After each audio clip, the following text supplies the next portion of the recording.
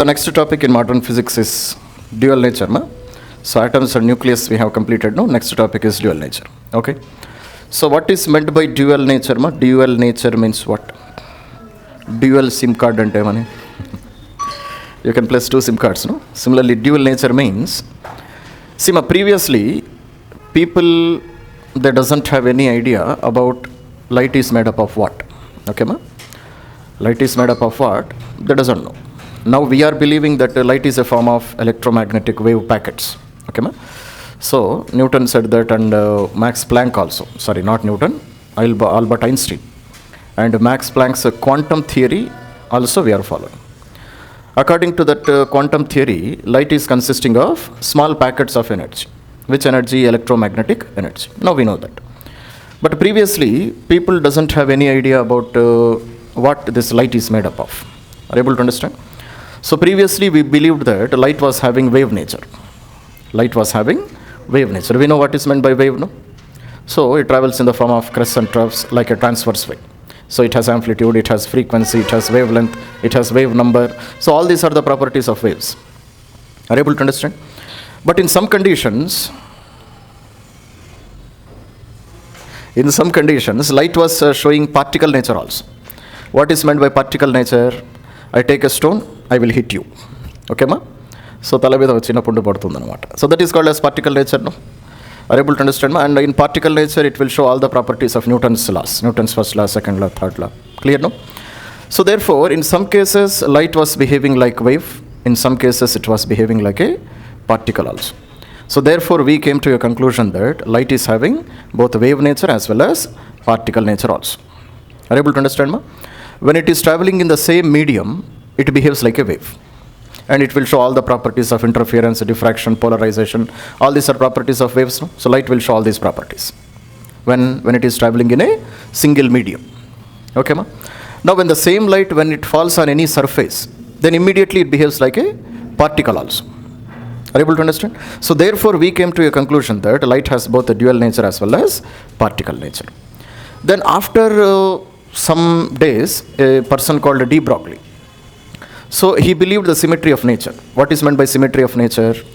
If light is behaving like particle, matter, particles also, matter also should behave like light. So therefore he gave a hypothesis which is called as the D. Broglie's hypothesis of dual nature of matter also. It means if you throw any stone, it is not only a particle, it is traveling in wave motion also. It means light can show particle nature, particles also can show wave nature also. So therefore we came to a conclusion that light also shows dual nature, matter also shows dual nature. For example, if you fire a bullet from a gun, so that bullet doesn't travel in a straight line, it travels in a wave path, which is the nature of waves. Are you able to understand? So matter shows wave nature, radiation shows particle nature also. So that is why we came to a conclusion that matter also has dual nature, light also, radiation also has dual nature. So this topic is based on this discussion of dual nature of matter as well as radiation. Are you able to understand, ma? So just we write the synopsis of the points which we have discussed, ma. So radiation shows dual nature. Okay, ma? And what is meant by dual nature we need not understand once again, no? So it is behaving like a particle also, it is behaving like a wave also. Okay. Similarly, matter also shows dual nature. So matter means particles or any matter. It also behaves like a wave, it also behaves like a particle. Are you able to understand, ma? That's it. So therefore we are studying about dual nature of matter as well as radiation. So next we study a very important concept which is called as work function. Okay, ma? Represented by W naught. Okay. Now what is meant by work function? Definition we will write down here. So work function is the minimum amount of energy required, okay, ma, to eject an electron, energy of radiation, you better write it. Okay, ma, required to eject an electron from top surface of the metal. Top surface of metal. is called as work function. Are you able to understand, ma? Okay, so what is meant by work function? Work function means I want to remove an electron from the top surface of the material or top surface of the metal. Then that amount of energy required is called as work function, minimum amount of energy. For example, let us take a metallic surface. So consider this is the surface of a metal. Okay. So consider throughout its volume, electrons will be present. Throughout the volume of these metals, atoms will be there, electrons will be there, protons will be there, neutrons also will be present. So this is a metallic surface. Okay. So on this metal surface, I will incident some light energy. And we studied that light is consisting of what? Light is consisting of photons. So we are incidenting photons on this metal. Okay. Consider there is one electron present exactly on the surface of this metal. Okay, ma? And consider there is one more electron somewhere inside this metal. Okay. So I am taking two electrons, ma? One electron on the surface of the metal, one electron inside the volume of this metal. Okay. So therefore, if I am incidenting light on this surface, so I want to remove this electron also, I want to remove this electron also. In which condition I have to supply more energy? Can you say? To remove this electron which is present inside. To remove this one I have to supply more energy. Is it correct? This electron బయటికి తీయాలంటే నేను చాలా కష్టపడాలి. I have to supply more energy. Okay. And to remove this electron which is present on the top surface, I need to supply very less energy. Very small amount of energy I have to supply. So therefore, let us consider here the amount of energy supplied. E1, let it be 2.5 electron volts of energy.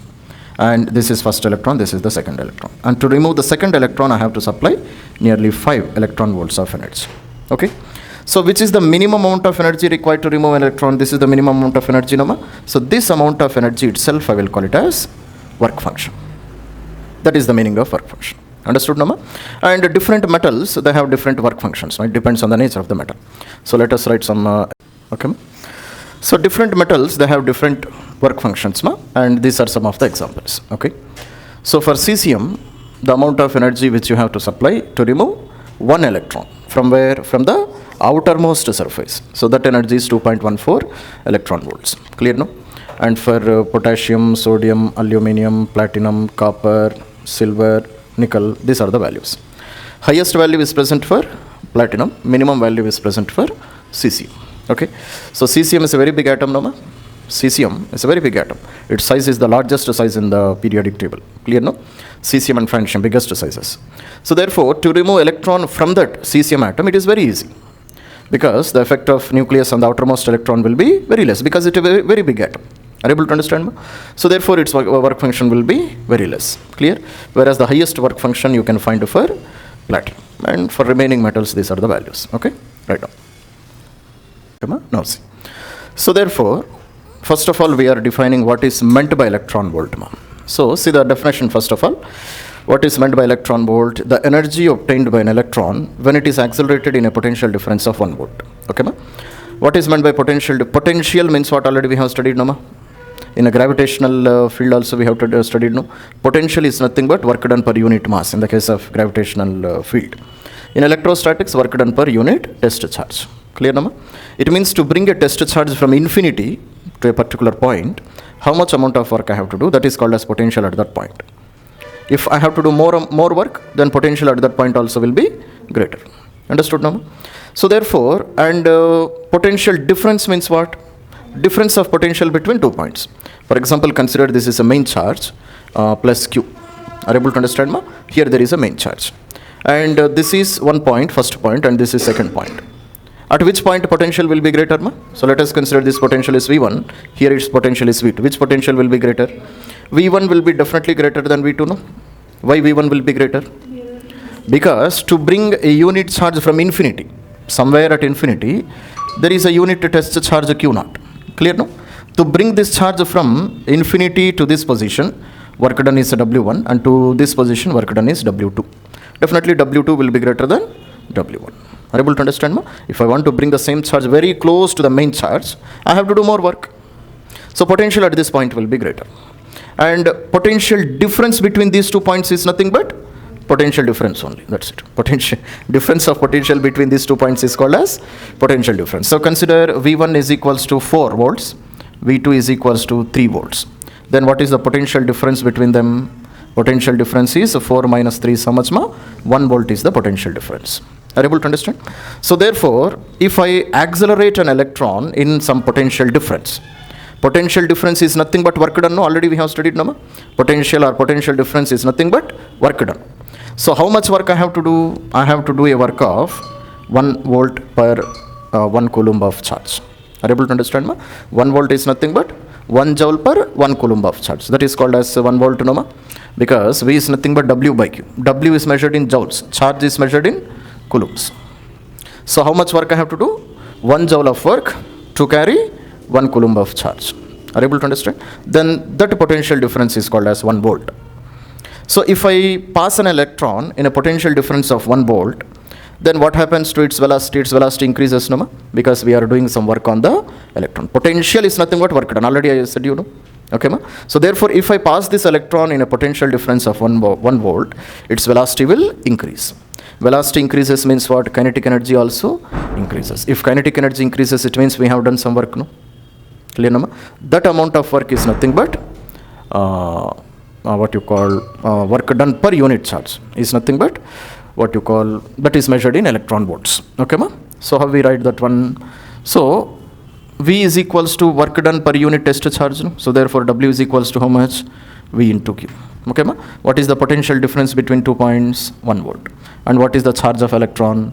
1.6 into 10 power minus 19 coulombs. So therefore the amount of work done is this much, 1.6 into 10 power minus 19 joules. So this amount of work done is nothing but 1 electron volt. Okay, ma?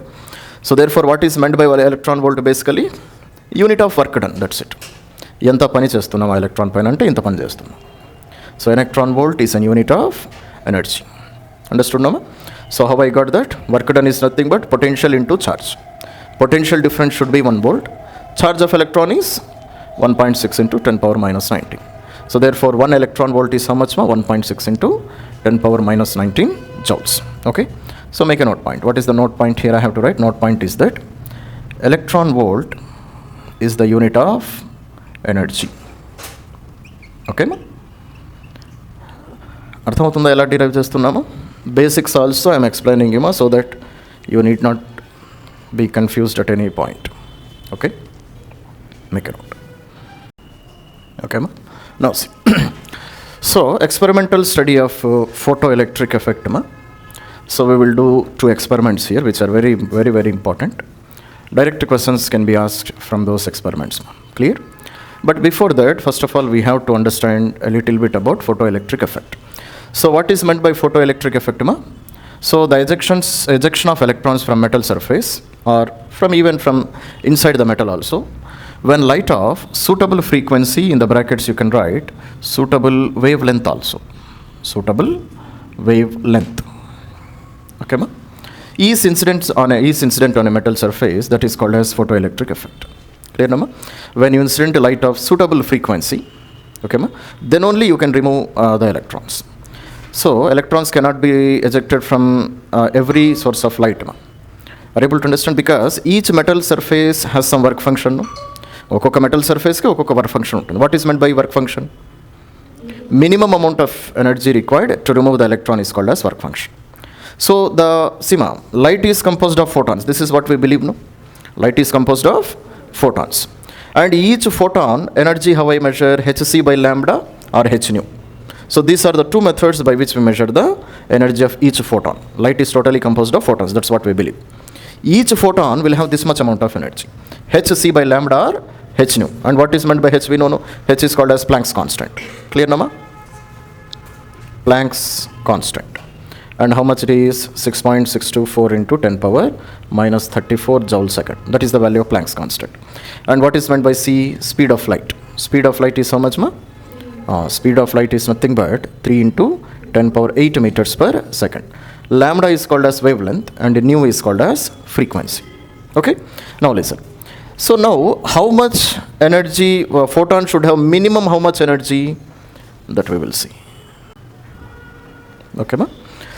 So listen carefully. So work function is nothing but energy required, no? Work function and meaning, what is meant by work function? The amount of energy required to remove an electron. From where? From the outermost surface. So therefore, this work function is nothing but hc by lambda naught. Or you can write h nu naught also. And what is meant by lambda naught? A threshold frequency. And what is meant by nu naught? Threshold wavelength. Nu naught means threshold frequency. Are you able to understand, ma? See here, this energy of radiation, okay, ma? Here I will write. Energy of photon or energy of radiation is directly proportional to nu and inversely proportional to 1 by lambda, no, ma? Correct only, no?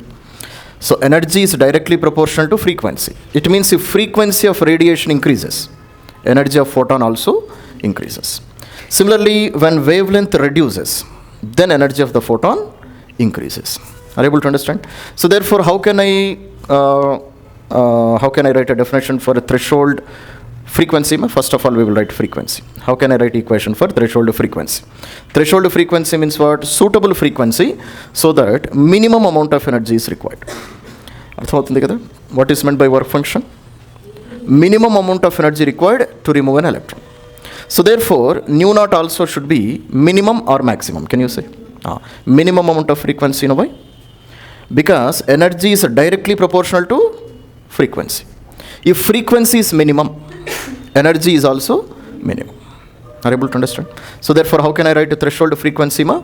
Minimum amount of frequency.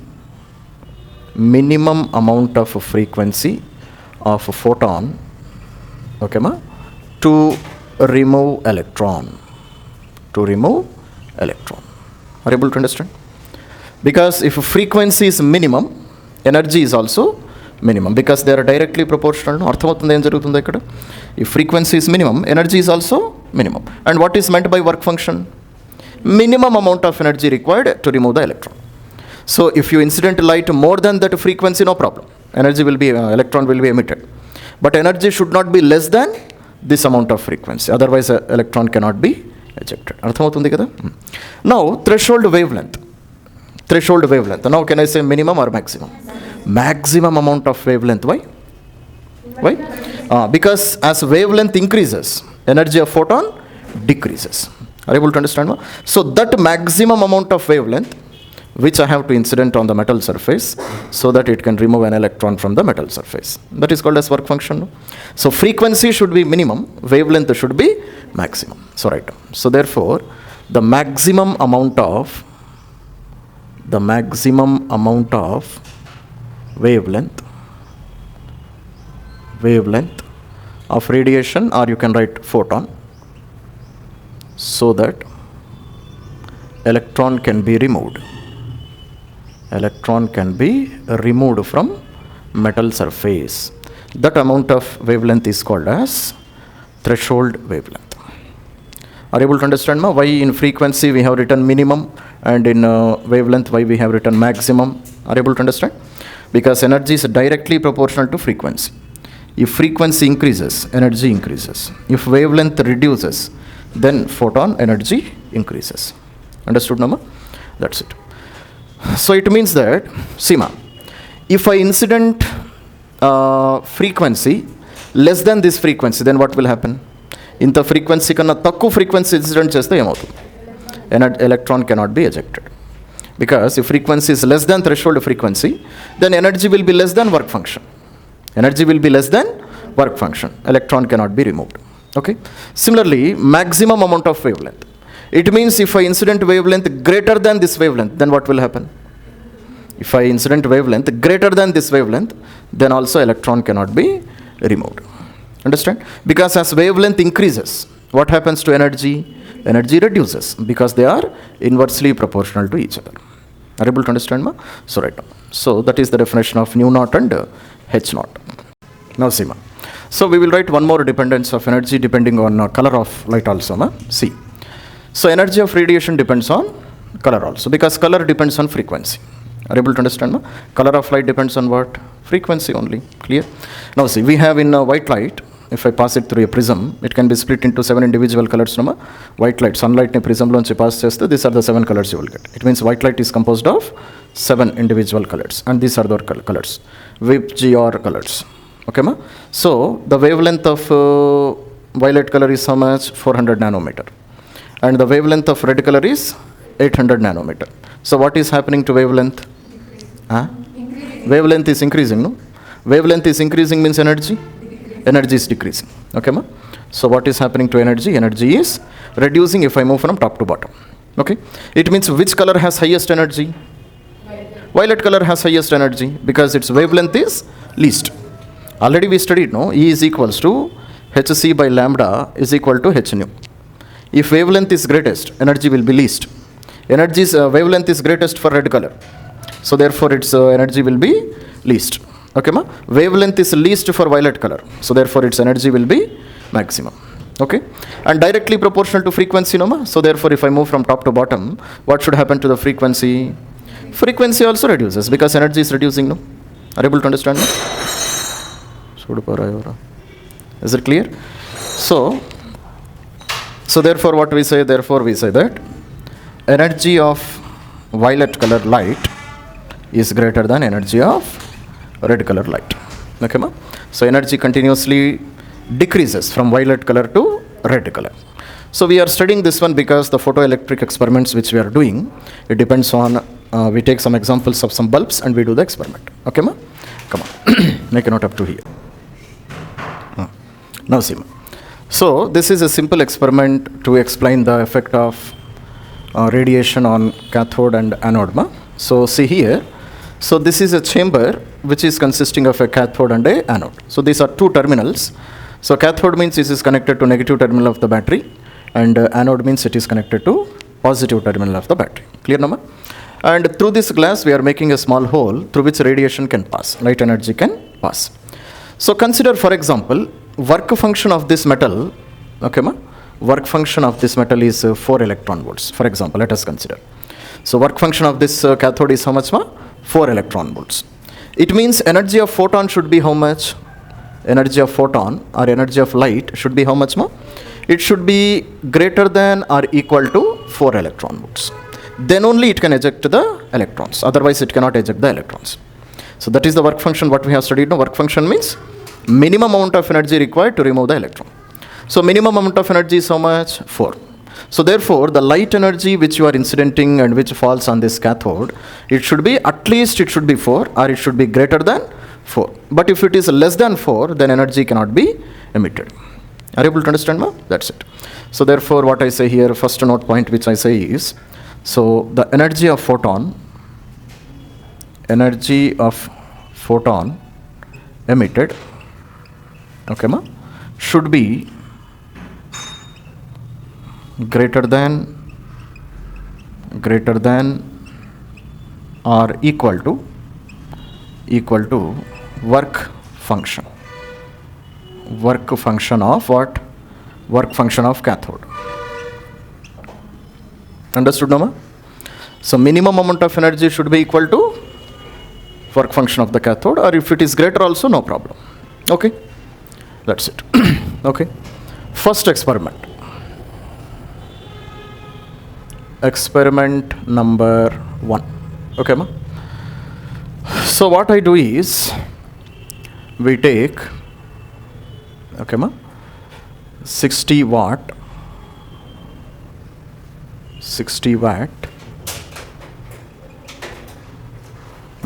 red, green and violet color bulbs. Okay, ma? So in first experiment what we are doing, ma? Student, very carefully think. So already I explained you everything about wavelength, I explained you about frequency, and I explained you about colors also. Are you able to understand? Now in the first experiment what we are doing, ma? We are taking 60 watts, clear, no, ma? Red color bulb, green color bulb and violet color bulbs. Are you able to understand? Now what is meant by 60 watt? 60 watts means power of that bulb, no? Or you can say intensity of that bulb. How many photons it is releasing per 1 second. Okay, ma? And all the bulbs, they are 60 watts only, no? 60 watts red bulb, 60 watts violet bulb, 60 watt green bulb. Oh, watts, W-A-T-T-S, watts. Watts means power of the bulb. Or you can say intensity of the bulb. Okay, ma? Intensity is same, no, ma? It means that every bulb will release same amount of photons in a unit or per second. Are you able to understand? Let us consider. So first of all, we make a note that, clear, ma? Intensity of every bulb is same. Okay, ma? So what is meant by intensity? Intensity is nothing but energy per unit area per unit time. So actually this is the definition of intensity. Energy per unit area per unit time is called as intensity. Are you able to understand, ma? So therefore 60 watts red bulb, green bulb and violet bulb, all of them they have 60 watts of power, or I can say intensity of these bulbs is same. Are you able to understand, ma? So therefore, okay, before explaining this one, I will draw the graph of this one, ma. Okay, first make a note up to here.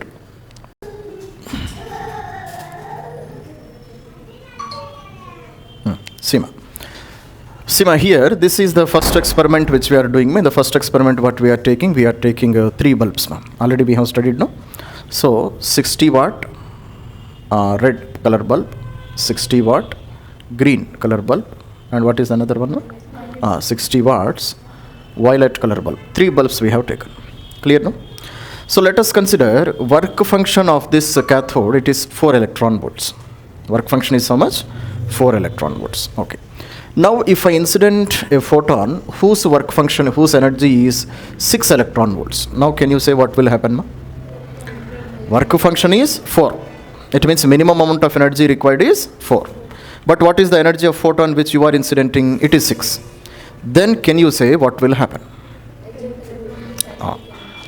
Eject electrons with kinetic energy. Still, any other explanation?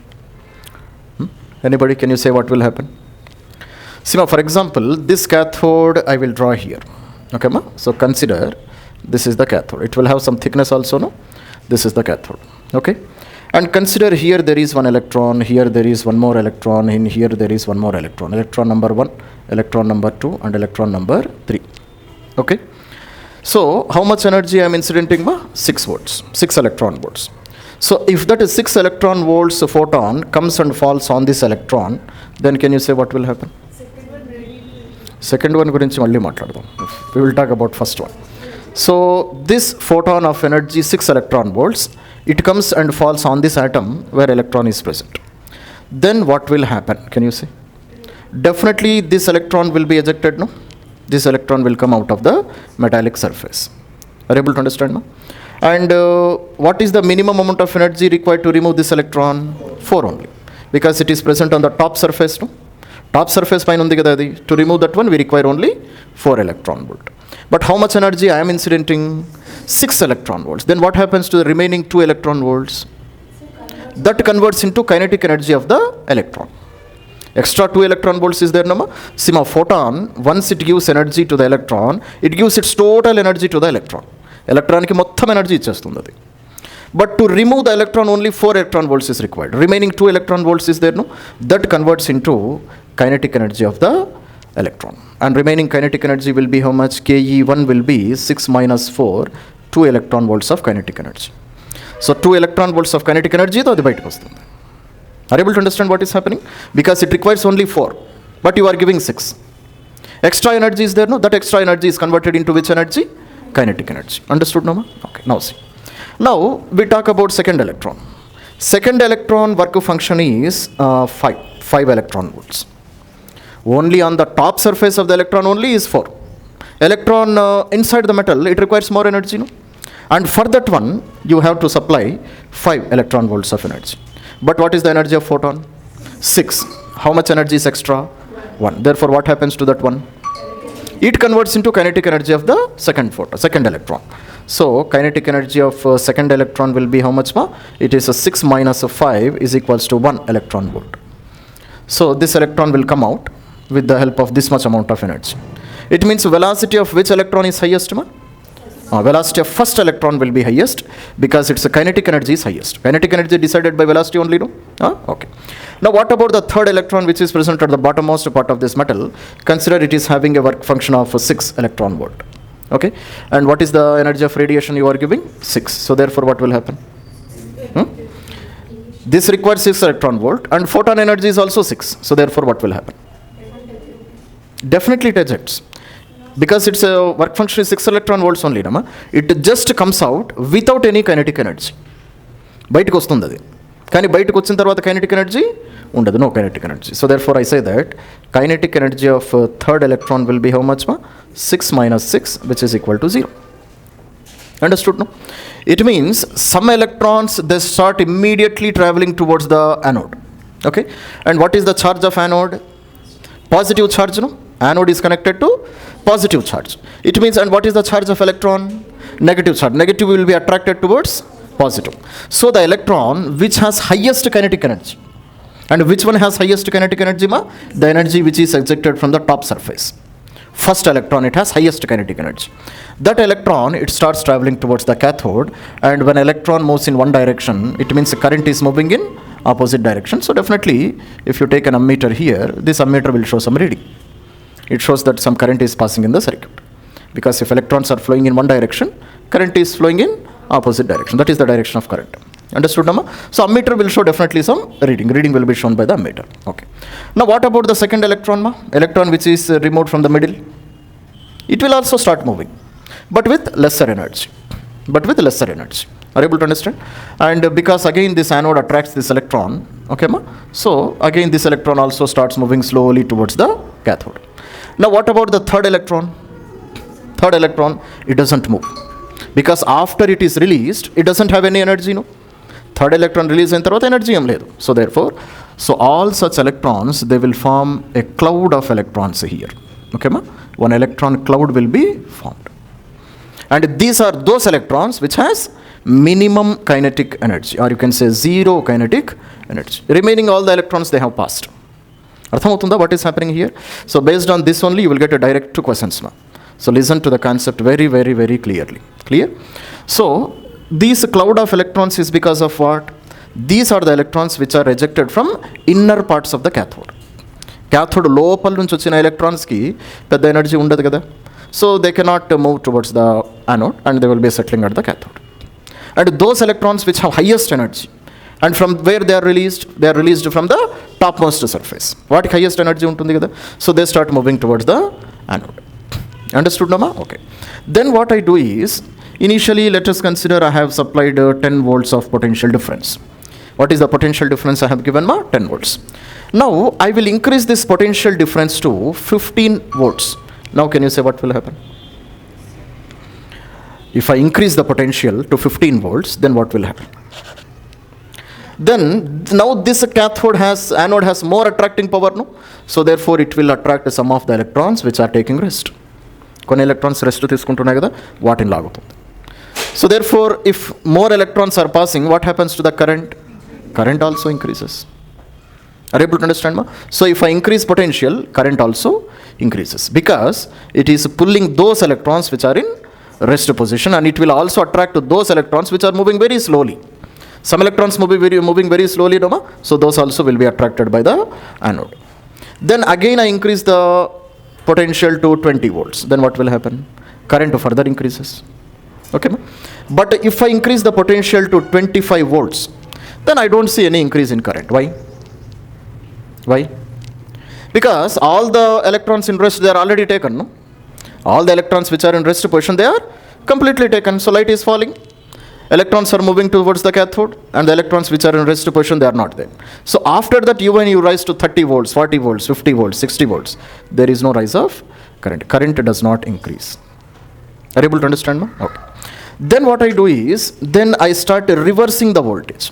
Reversing means next what I will do, I will change the polarity of the battery. Now I will make this one as positive, and this one I will make to be negative. Okay, ma? I am changing the polarity of the battery. Now can you say what will happen? If I change the polarity, this one will become cathode, and this one will become anode. Okay, so this cathode, now it will become cathode, no, ma? And now this will become anode. Clear? Now what cathode will do? Cathode is having positive charge. Cathode is having negative charge. Electrons are also having negative charge. So what this negatively charged cathode it will do? It will oppose the electrons. It starts opposing the electrons. Okay, ma? It means what happens to the current? Current slowly reduces. Are you able to understand, ma? And this potential also I will slowly decrease, or magnitude wise I can say I will increase. So first of all I will apply -5, then I will apply -10, then I will apply -15. So this is what I will do. Then I see that current slowly reduces, and at a particular point, current completely becomes zero because it is completely stopping all the electrons. No? So that potential where current will become zero, that is called as stopping potential. That potential where current totally becomes zero is called what? Stopping potential. So this is the series of experiments I will do for one bulb. For example, I have taken red color bulb and I have done all this experiment. Then I will take a green color bulb, but wattage is same watts. Then I will take a violet color bulb.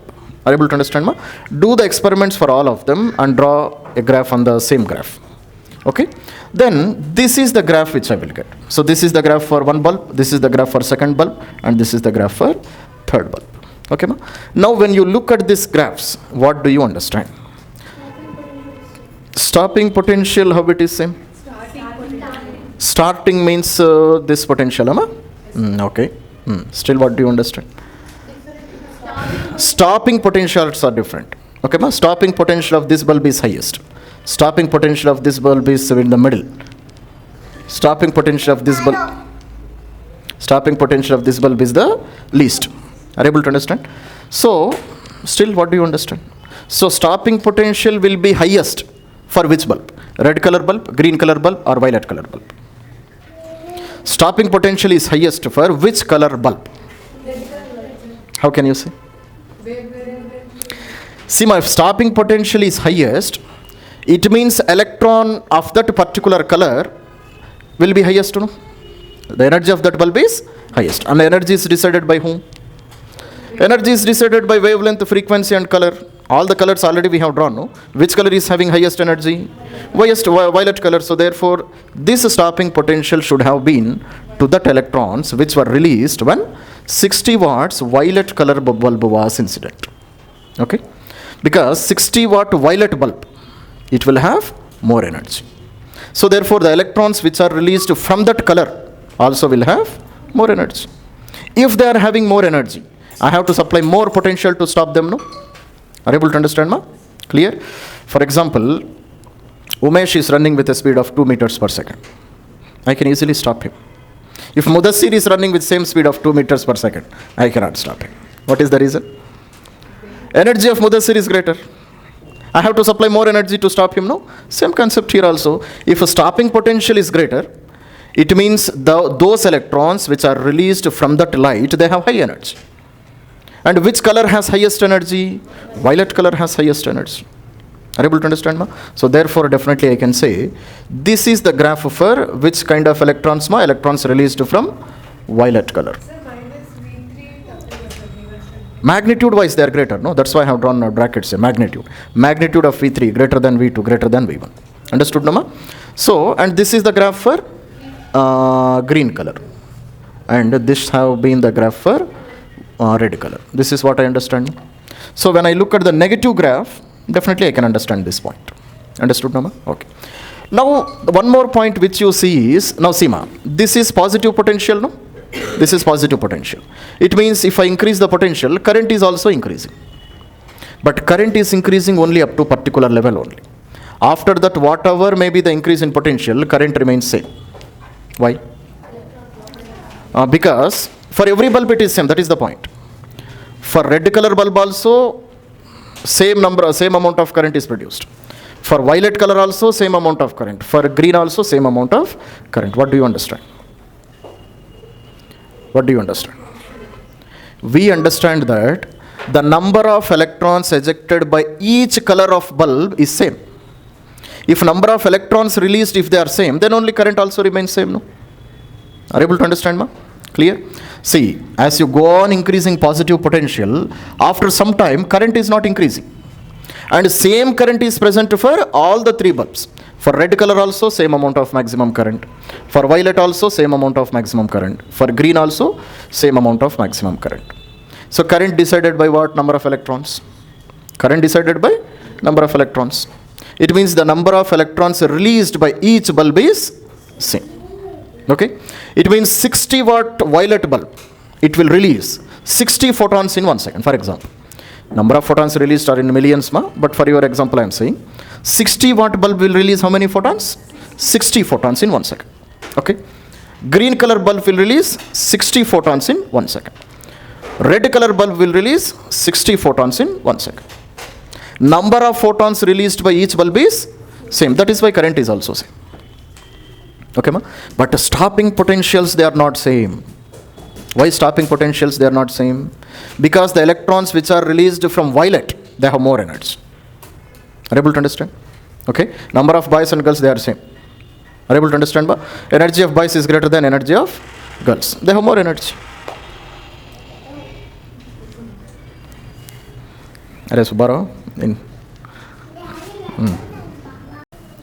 So clear, Nama, what is happening? So every color bulb, it is releasing same number of photons, and one photon can eject only one electron. Oka photon any electrons ni teesestundi? It can remove only one electron. So therefore violet color bulb is ejecting 60 photons in 1 second, because it is releasing it will eject 60 electrons in 1 second, because it is releasing also 60 photons in 1 second. Understood, Nama? Same with green bulb also, same with red color bulb also. But stopping potentials are different.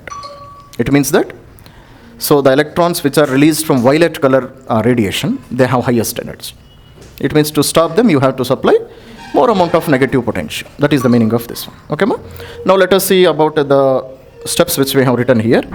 Radiation ejects photons from cathode. Okay, ma? An electron cloud is formed at the cathode. Some electrons have zero energy, less energy, greater kinetic energy, depending upon where they are ejected. This also we have understood, Nama. So the electrons which are released from the lowest or deepest part of the metal, they have very less kinetic energy, or you can say zero kinetic energy.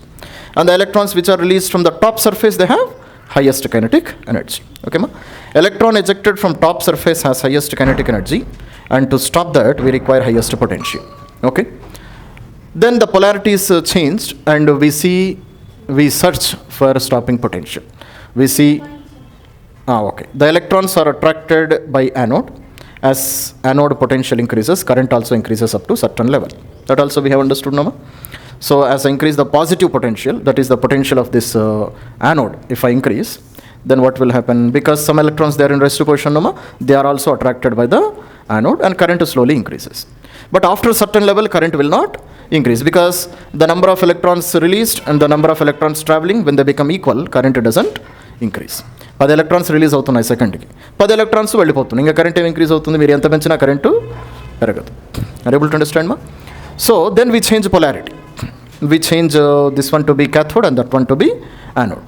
Then we search for stopping potential. Okay, ma? We see that photons of each bulb has different stopping potential, which indicates energy of each electron is different, ejected due to each color. Okay, each color has different energy. That is the meaning of this. Okay, make a note up to here. Okay, so these are some of the points which I have written, ma. So maximum current is same for all the bulbs. Why maximum current is same? Because number of electrons released should be same. If electrons released are same, then photons released by each bulb also should be same. It means if intensity doesn't change, the number of photons released also does not change. So make a note of that point also. Clear, ma? So what is the note point I have to write? Note point is that if intensity of bulb does not change, okay, ma? Then number of photons does not change. Okay, ma?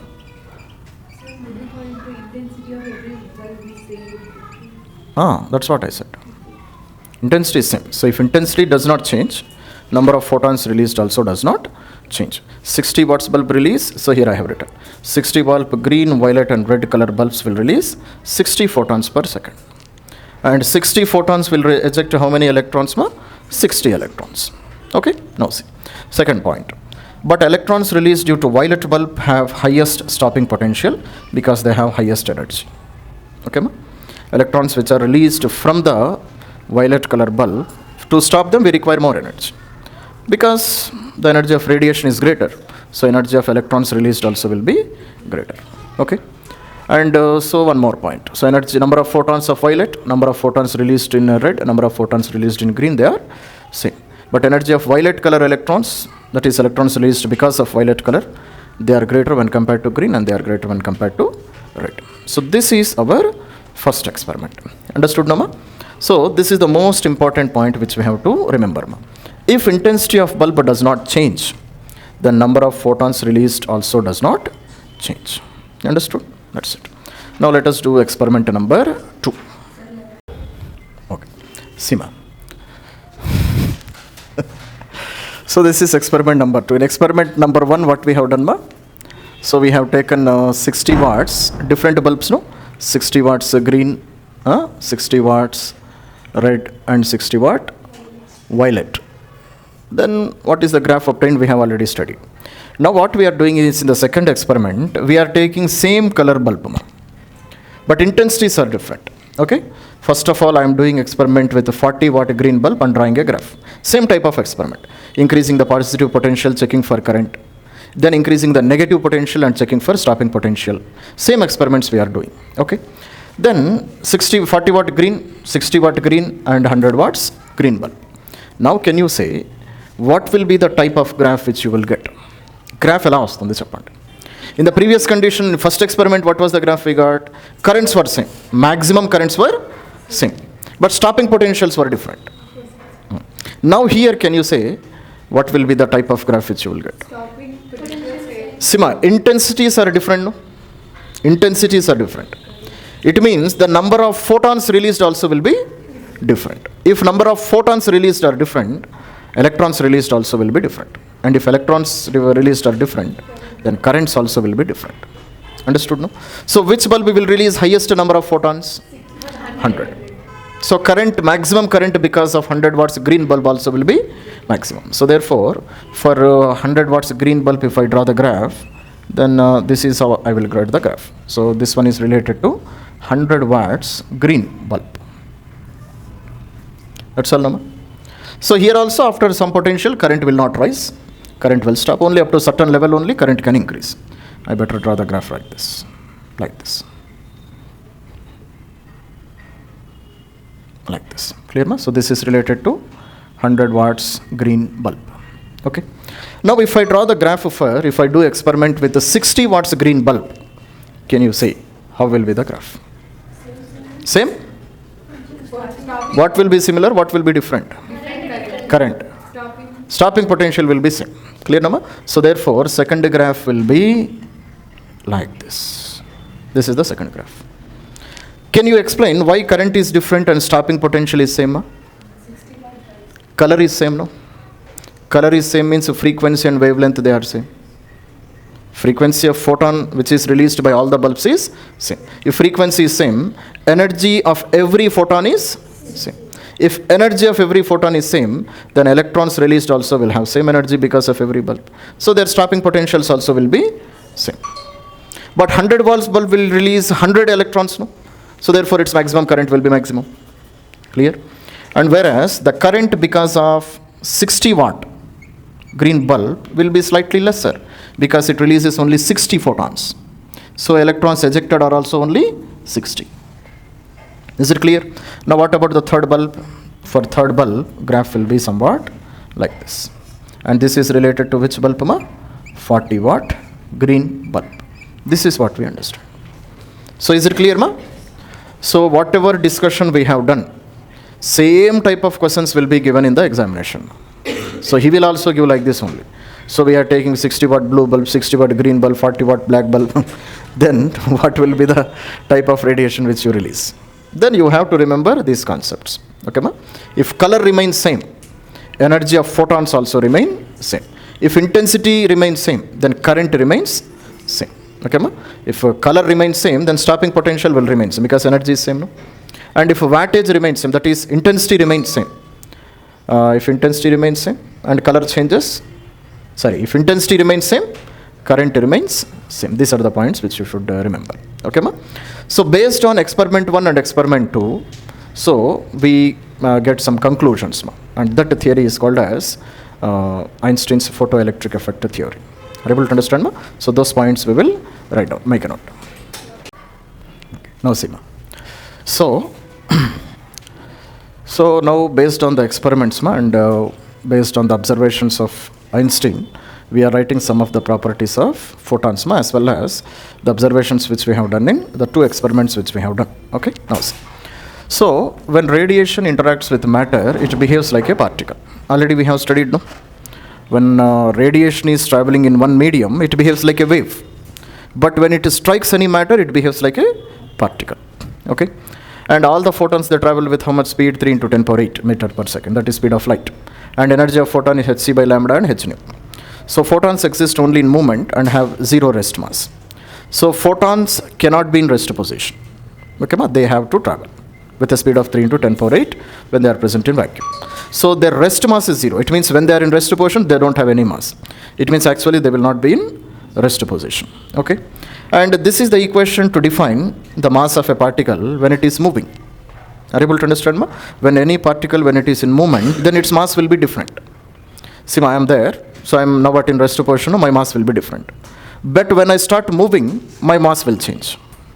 So mass depends on speed of the particle also. And speed should be comparable to the speed of light. Are you able to understand? And that equation is given by this one. M is equals to m naught divided by 1 minus c square divided by v square. Okay? M naught is mass of the body in rest position. That is, when I am in rest position, my mass is m naught. But when I start moving with some higher speeds, then my new mass is given by this relation. Okay, ma? So consider if v value increases. V means the velocity with which I am moving, and c is the velocity of light. Okay, ma? If my velocity increases, what happens to this total value? Decreases. What happens to 1 minus c square by v square? Increases. If this value decreases, total value increases. No? Are you able to understand? Ma? And this total increased value is present in denominator. So what happens to mass? Mass also decreases. Are you able to understand? Ma? So that is how mass is depending on speed. Okay, and this is an important relation. Ma? So sometimes questions were given on this relation also. M is equal to m naught divided by square root of 1 minus c square divided by v square. Okay, v is my velocity, c is the speed of light. Mass is the mass when I am in rest position, and this is the mass when I am moving with this velocity, v velocity. Understood? No? No. Similarly, now coming for photon, what is the velocity of photon? Ma? Velocity of the photon is v only. No, v and c both are equal. So c square by v square will become 1 when it is traveling in vacuum. Okay, ma? 1 minus 1, 0. So therefore, what is the rest mass? So 0 multiplied by m? 0. So therefore, it doesn't have any rest mass. Are you able to understand that? That is. Now see. So therefore, for photon, rest mass is 0. It means it cannot be in rest position. Now see. So, but it has momentum, no ma? Kinetic photon does not have mass, but it has energy, no? It has energy, no? It goes and strikes something. Light is a form of energy only, no? It has energy, but it doesn't have any rest mass. So therefore, we can consider photon is having some mass also when it is in movement. When it is in rest position, it does not have any mass. But because it is having energy, it is having kinetic energy, and it is having momentum, we can say that when it is moving, it has some mass. Understood, Nama? So therefore, I can say mass of the photon is only because of its momentum and kinetic energy. Okay? Now let us see how I can calculate this one.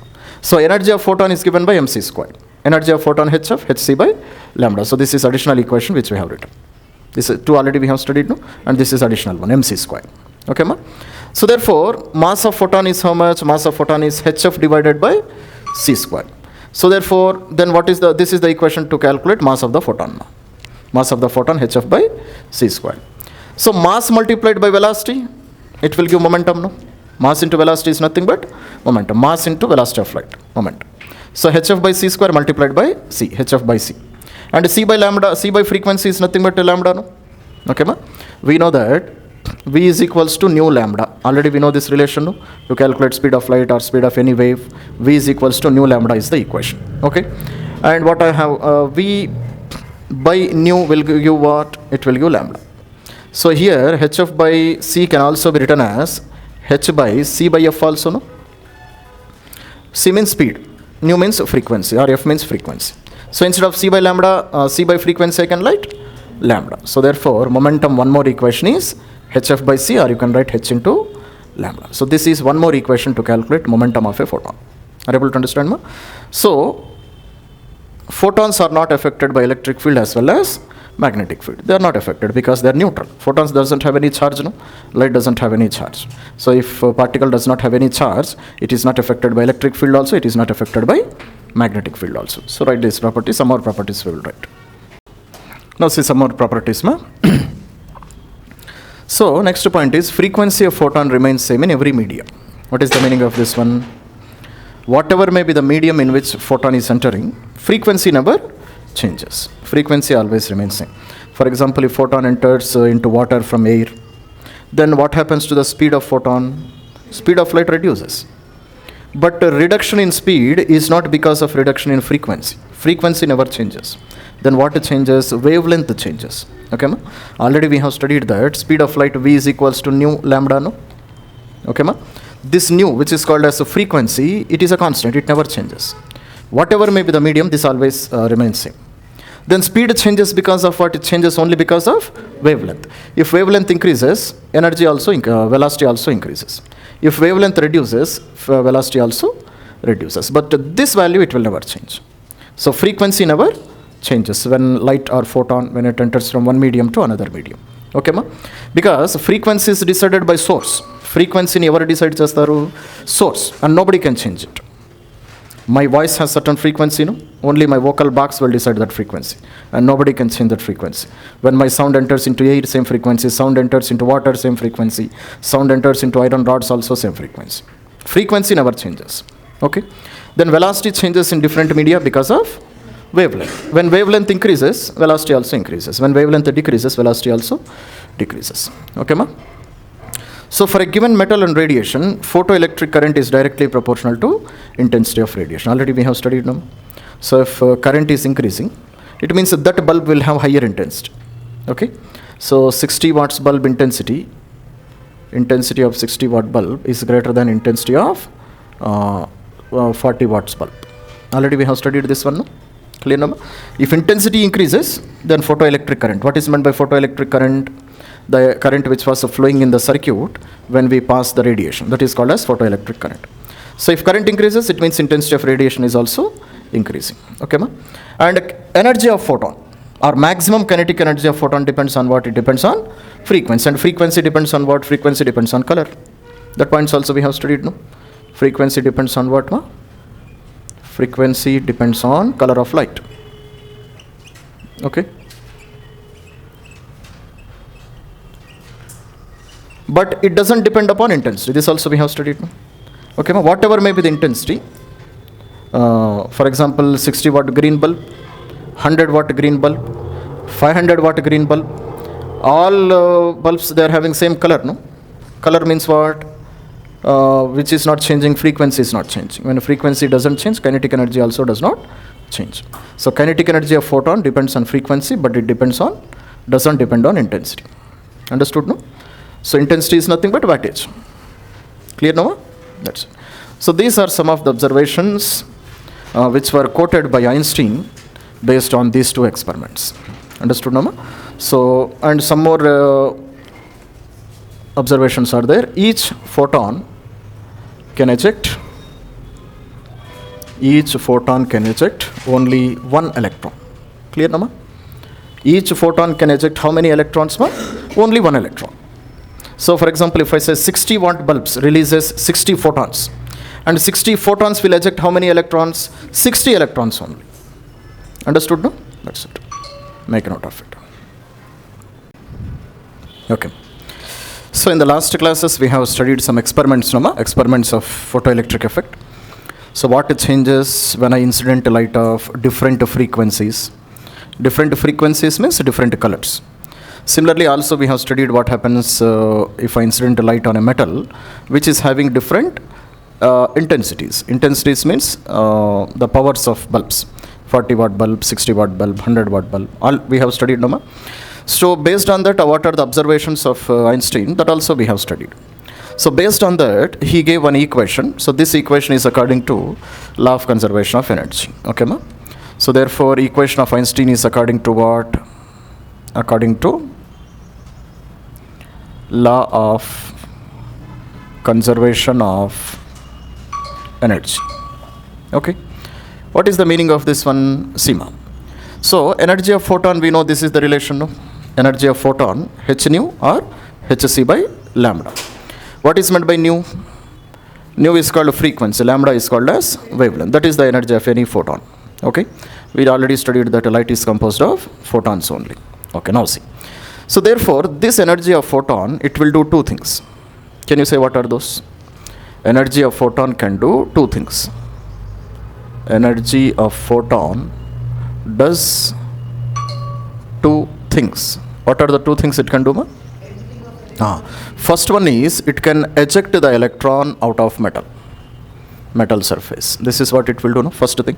Second thing, so after ejecting the electron, if there is some extra energy, then it can provide kinetic energy also to the electron. If energy of photon is exactly equal to work function, energy of photon, if it is exactly equal to work function, what is meant by work function? Work function means energy required just to eject electron is called work function. Already we have studied, no? So if energy of photon is greater than work function, then what will happen? That additional energy is converted into kinetic energy of the electron. Already we have studied, no? So therefore it will do two things. One is it will eject the electron out of the metal. Second point is providing kinetic energy to electron. So these are the two things which energy of photon can do, no? So same concept I am writing here. So based on that, based on law of conservation of energy, Einstein proposed these relations. So h nu, what is meant by h nu? Energy of photon. Energy of photon is doing two things. One is W naught, which means work function. And the second thing is maximum kinetic energy of the electron. That's it, no? Energy of photon, it can, first of all, it can eject the electron out of the metal.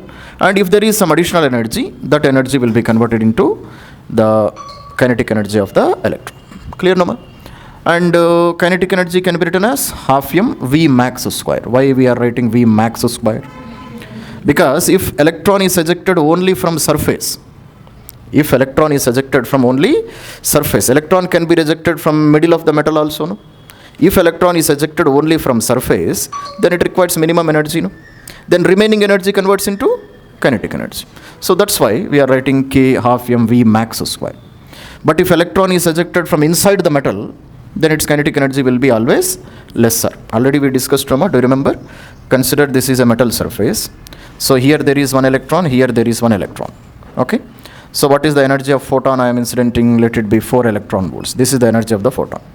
So work function of this metal is 2 electron volts of this electron. Work function of this electron is 3 electron volts. Okay? Then after releasing, what happens to this electron, ma? Can you say? Total energy of photon is 4, no? Out of 2 electron volts is used for ejecting. It means remaining energy will be used to convert into kinetic energy. And what is the kinetic energy? 4 minus 2, 2 electron volt. Understood? No? Similarly, same photon, if it falls on this electron, then what is the work function of this electron? 3 electron volts. So after ejecting, after coming out of the metal, it will have how much kinetic energy? Only 1 electron volt of kinetic energy. So which one has highest kinetic energy? This one, the electron which is present on the surface, it has maximum kinetic energy. Understandable, no? So therefore here we have written work function. Work function means what? Minimum energy required to eject electron from the surface only. So automatically kinetic energy will be maximum. Understood, no? Why we are writing like this? So some of the energy is used for ejecting electron and remaining energy is converted into kinetic energy of the electron. Now let us see the different forms of writing the same equation. Now see, energy of photon can also be written as hc by lambda, no? So that is again equal to work function plus kinetic energy. Okay? Or if work function can be written as h into nu naught also, no? What is meant by nu naught? Nu naught means what? Threshold frequency. What is meant by threshold frequency? Already we studied, no? Threshold frequency means what? Minimum frequency required to remove the electron. Okay, ma? So already we studied that energy is dependent on what? Energy is directly proportional to frequency. E is equal to h nu. Energy is directly proportional to frequency. Okay, ma? For every energy you cannot remove electron, no? There should be some minimum energy. Only above that energy or equal to that energy only you can eject electron. Below that energy, you cannot eject the electron. So frequency also there will be some minimum value. Above that only you can remove the electron. Below that frequency you cannot remove the electron. Clear, no? So therefore nu naught is called as threshold frequency. And that is equal to product of h into nu naught is called work function. So this is another form of writing the same equation. Okay. Similarly, work function can also be written as hc by lambda naught also. No? And what is meant by lambda naught?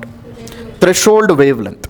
Threshold wavelength means that maximum amount of wavelength by which you can remove the electron. So in frequency we are using the term minimum frequency. In wavelength we are using the term maximum wavelength. Why? Why we are using because energy is inversely proportional to wavelength. No? Okay, ma? So if wavelength continuously increases, energy continuously decreases.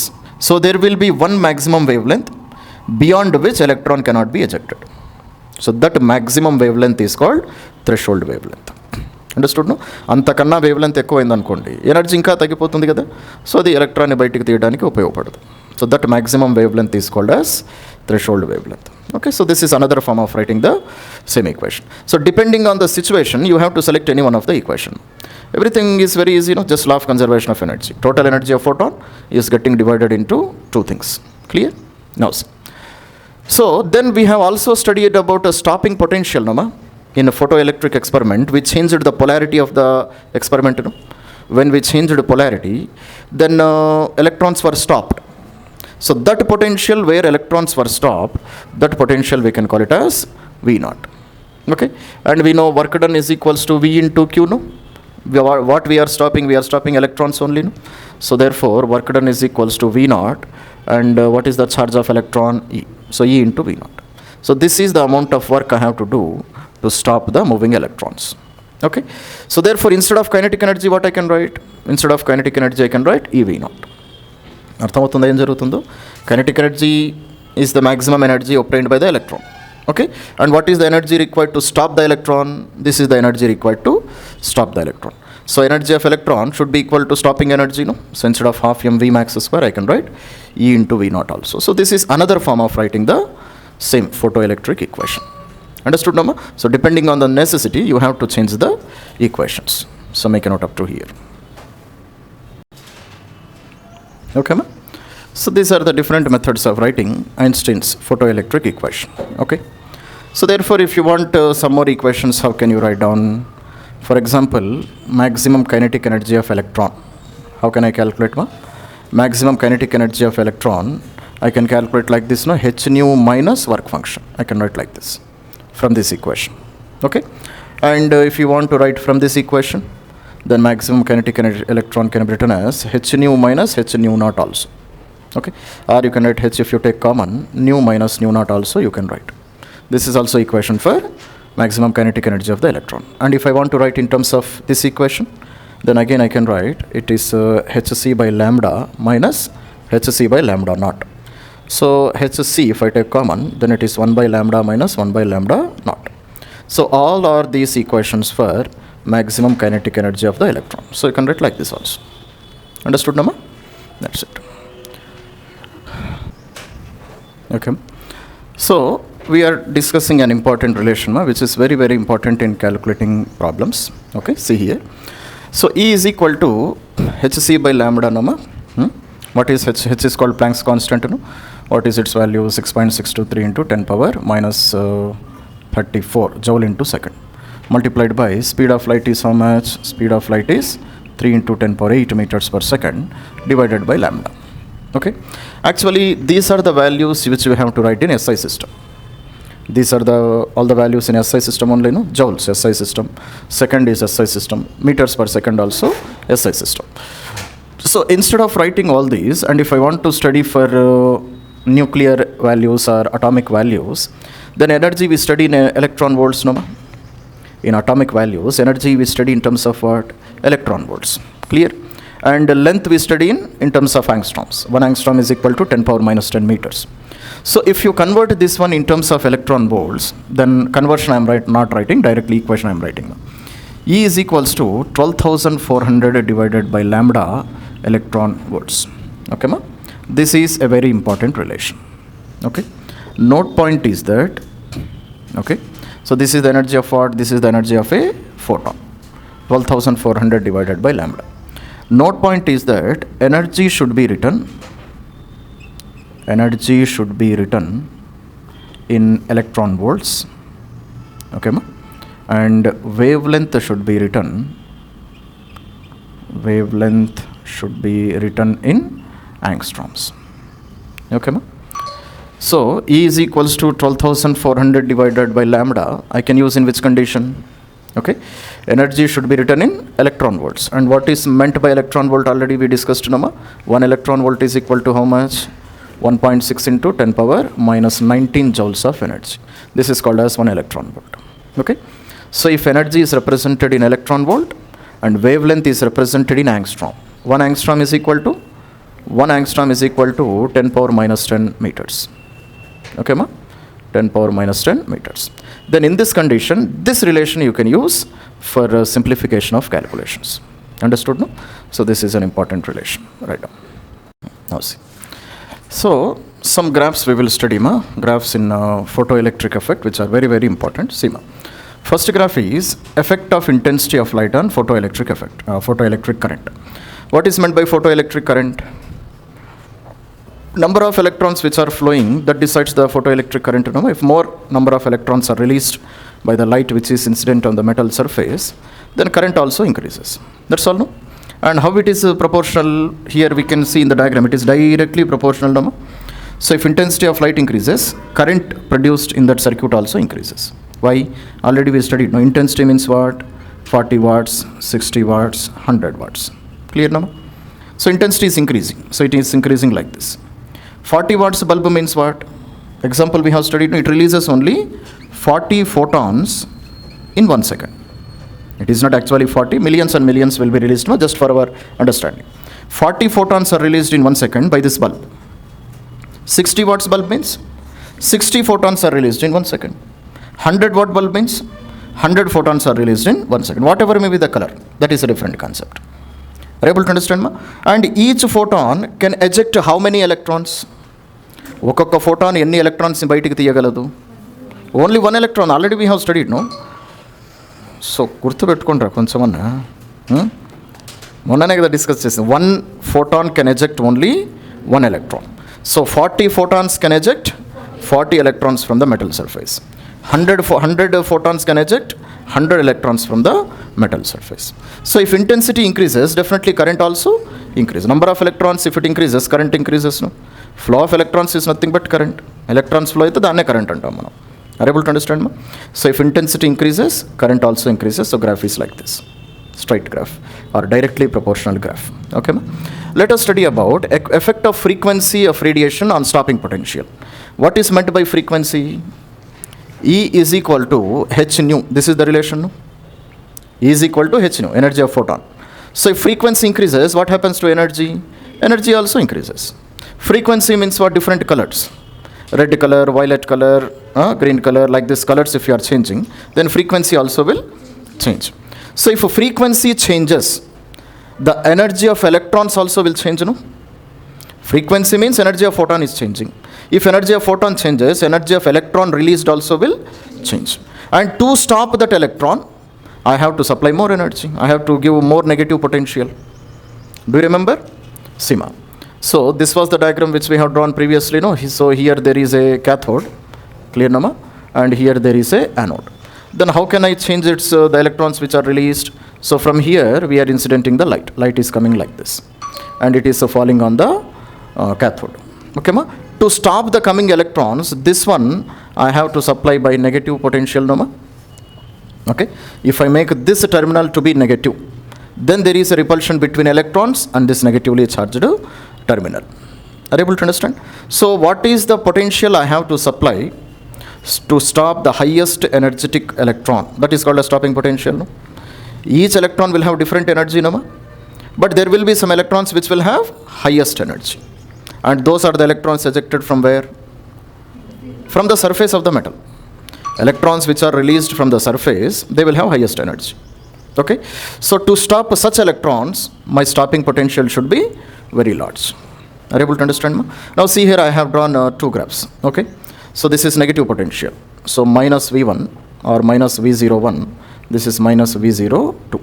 So definitely V02 is greater than V01. Why? Why? Because frequency of light used here is lesser. Frequency of light used in second condition is greater. If frequency increases, what happens to energy of photon? energy of photon increases. If energy of photon increases, what happens to the energy of electrons which are ejected? That energy also will increase. And to stop them, we require high E potential, no? So therefore, V02 is greater than V0. Already we have drawn this graph. Just again for your understanding, I have drawn it. Clear, Nama? Next, see. So one more graph is stopping potential versus frequency. Already we studied here, no? That I am drawing in the form of a graph.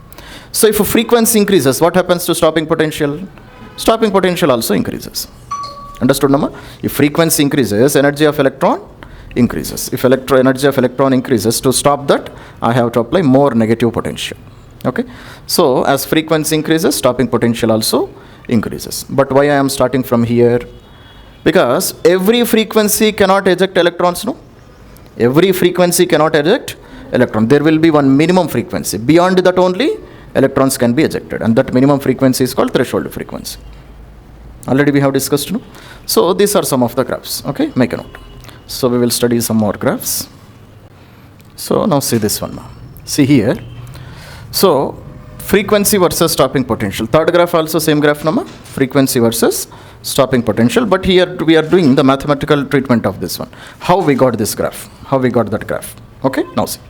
So this is the Einstein's photoelectric relation, Nama. F is equal to work function plus EV naught. Are you able to understand? Now listen very carefully. So this equation I can convert into this format, no? Okay, work function you send to the other side, then it will become minus work function, and you divide everything by E. Then this is the relation which I will get. Now this equation I will compare with the equation of a straight line. What is the equation of a straight line? Y is equal to mx plus c. It means on y-axis I will take frequency, and on x-axis I will, on work function I will take stopping potential. On y-axis I will take stopping potential, and on x-axis I will take frequency. X means x-axis. On x-axis what I am taking? Frequency. M is called the slope of the line, no?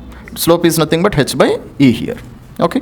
And what is meant by W naught by E? W naught by E is called as C. C means what? C means y-intercept. It means where this line is touching on y-axis. Are you able to understand? So I got y-intercept is how much? Negative of W by E. It means this particular line, it will touch the y-axis on negative side. Okay. Then this is the most possible graph.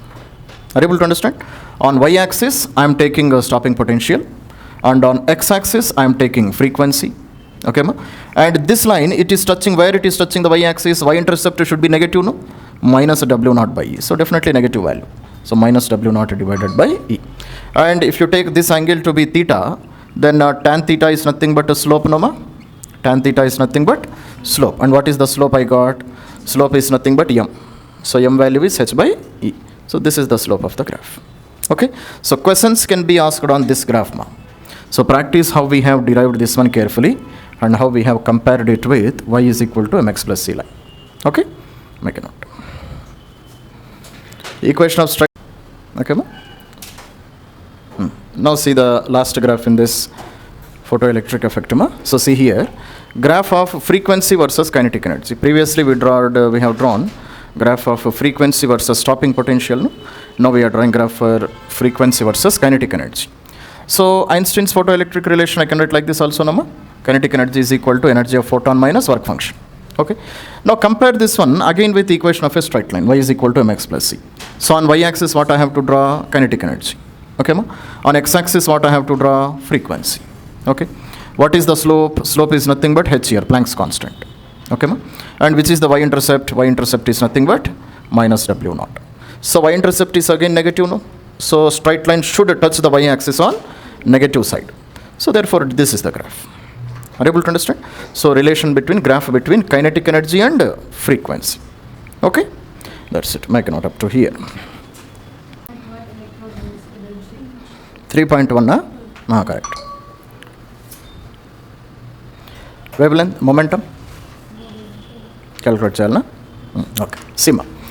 So this is the given question, ma. So calculate the energy and momentum of a photon in electron volts whose wavelength is given by 4000 angstrom.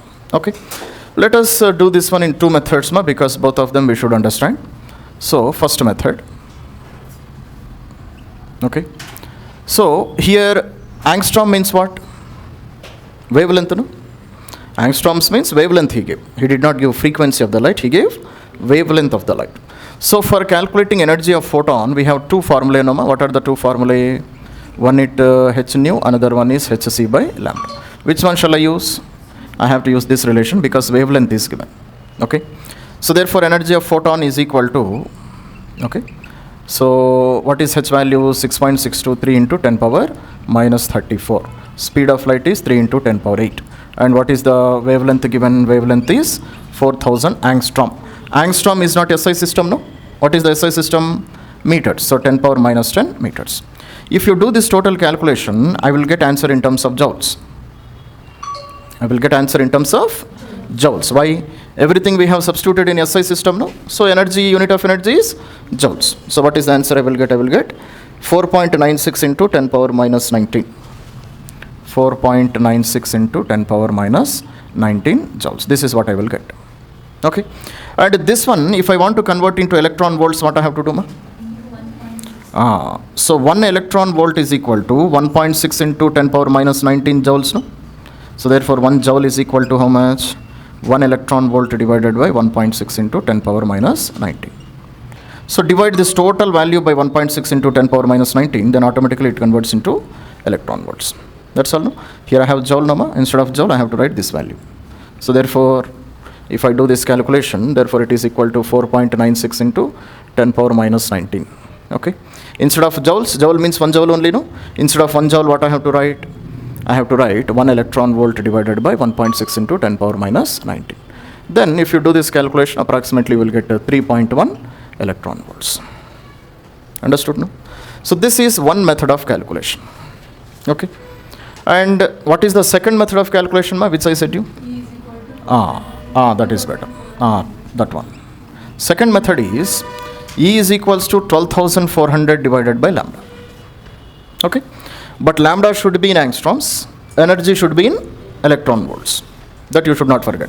So substitute 12,400 divided by lambda. Lambda is already given in angstrom, no?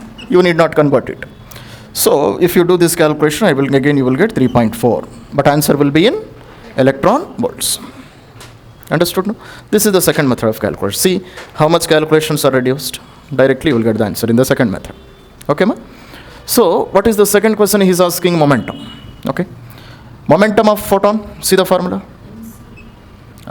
MC. But mass of photon I don't know. Any other method? Any other method? H by lambda. P is equals to H by lambda. This is another formula. So substitute in this one. Clear, number? So lambda value 6.624 into 10 power minus 34 divided by, what is the lambda value we have? 4000 multiplied by 10 power minus 10. That's all, number. So therefore, if you calculate this momentum, it is 1.65 into 10 power minus 27. 1.65 into 10 power minus 27. So momentum means kg meters per second only, no? Momentum, mass into velocity. Mass is in kgs, velocity is in meters per second. Kg meters per second. That is our answer. Clear, number? Ila cheyali calculations.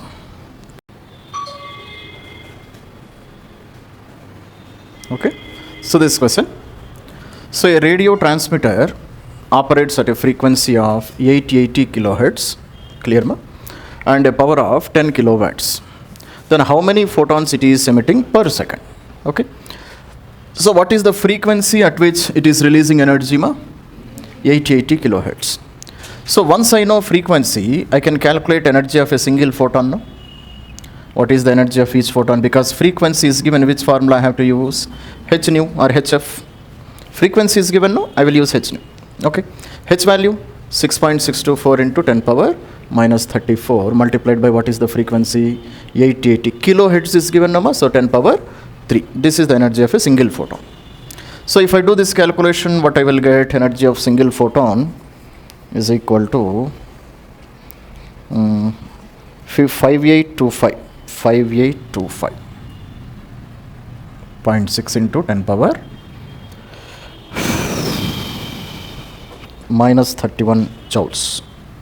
Minus 31 joules. So this is the energy of a single photon. Up to here it is clear, no? Okay, now see. So he gave power is 10 kilowatts. It means it is releasing 10 kilowatts of power. Kilowatts, power means what basically? Power means? Power ante money. Work done per unit time is nothing but power, no?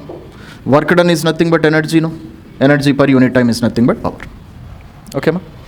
So, energy means what? Energy of all the photons. Energy of all the photons released per second is called total energy. So, here E is nothing but E total energy. Okay? So, total energy means what? Number of photons multiplied by energy of each photon per time. Time means I can write 1 second. Can I convert like this? So, total energy. Total energy means what? Total energy means the combined energy of all the photons which it is releasing in 1 second. So, number of photons multiplied by, right? So, number of photons multiplied by energy of each photon will give total energy which is released in 1 second. Understood, Nama? So, therefore, what I want to calculate? I want to calculate number of photons per second. It means I want to calculate this ratio. Number of photons per 1 second. Okay? What is the power given? 10, Nama? 10 kilowatts. 10 kilowatts means 10 power 3. So, this is equals to number of photons per second multiplied by energy of each photon. Energy of each photon. This is what I have to do now. And what I want to calculate? Number of photons per second. So, take this value to the other side. So, therefore, number of photons per 1 second is equal to 10 into 10 power 3 divided by energy of photon. What is the energy of a single photon, ma? Already we have calculated. So, do the calculation. So, 10 into 10 power 3 divided by energy of photon is 5825.6 into 10 power minus 31. Okay. If you do this calculation, then I will get how many photons are released in 1 second. Clear? Very, very simple calculation. So, answer which you should get is 1.716 into 10 power 31. 1.716 into 10 power 31 photons are released in every second. పైకి వెళ్తే plus 31 అవుతుంది మా ఊర్లో. మీ ఊర్లో ఏమవుతుందో తెలియదు నాకు. ఓకేమా? Clear no? That is the calculation. అర్థమవుతుంది కదా ఎలా చేస్తాం? ఓకేమా? So, see this question, ma. Work function of cesium is 1.8 electron volt. What is meant by work function, ma? If I project a photon of this much energy, then it can eject electron from the top surface of the cesium metal. That is called as work function, no? So, light of 5000 angstroms is incident on it. So, first you calculate threshold wavelength, then what is the maximum kinetic energy of emitted photons, and third one, maximum velocity of emitted velocity also we have to calculate for electrons which are released. Then what is the kinetic energy of emitted photoelectrons if intensity of light is doubled? These are the different conditions. Okay. So, first of all, let us see, ma. So, work function is how much? Work function is 1.8 electron volts. What is the first question he is asking? Threshold wavelength. So, lambda naught he is asking. Threshold wavelength.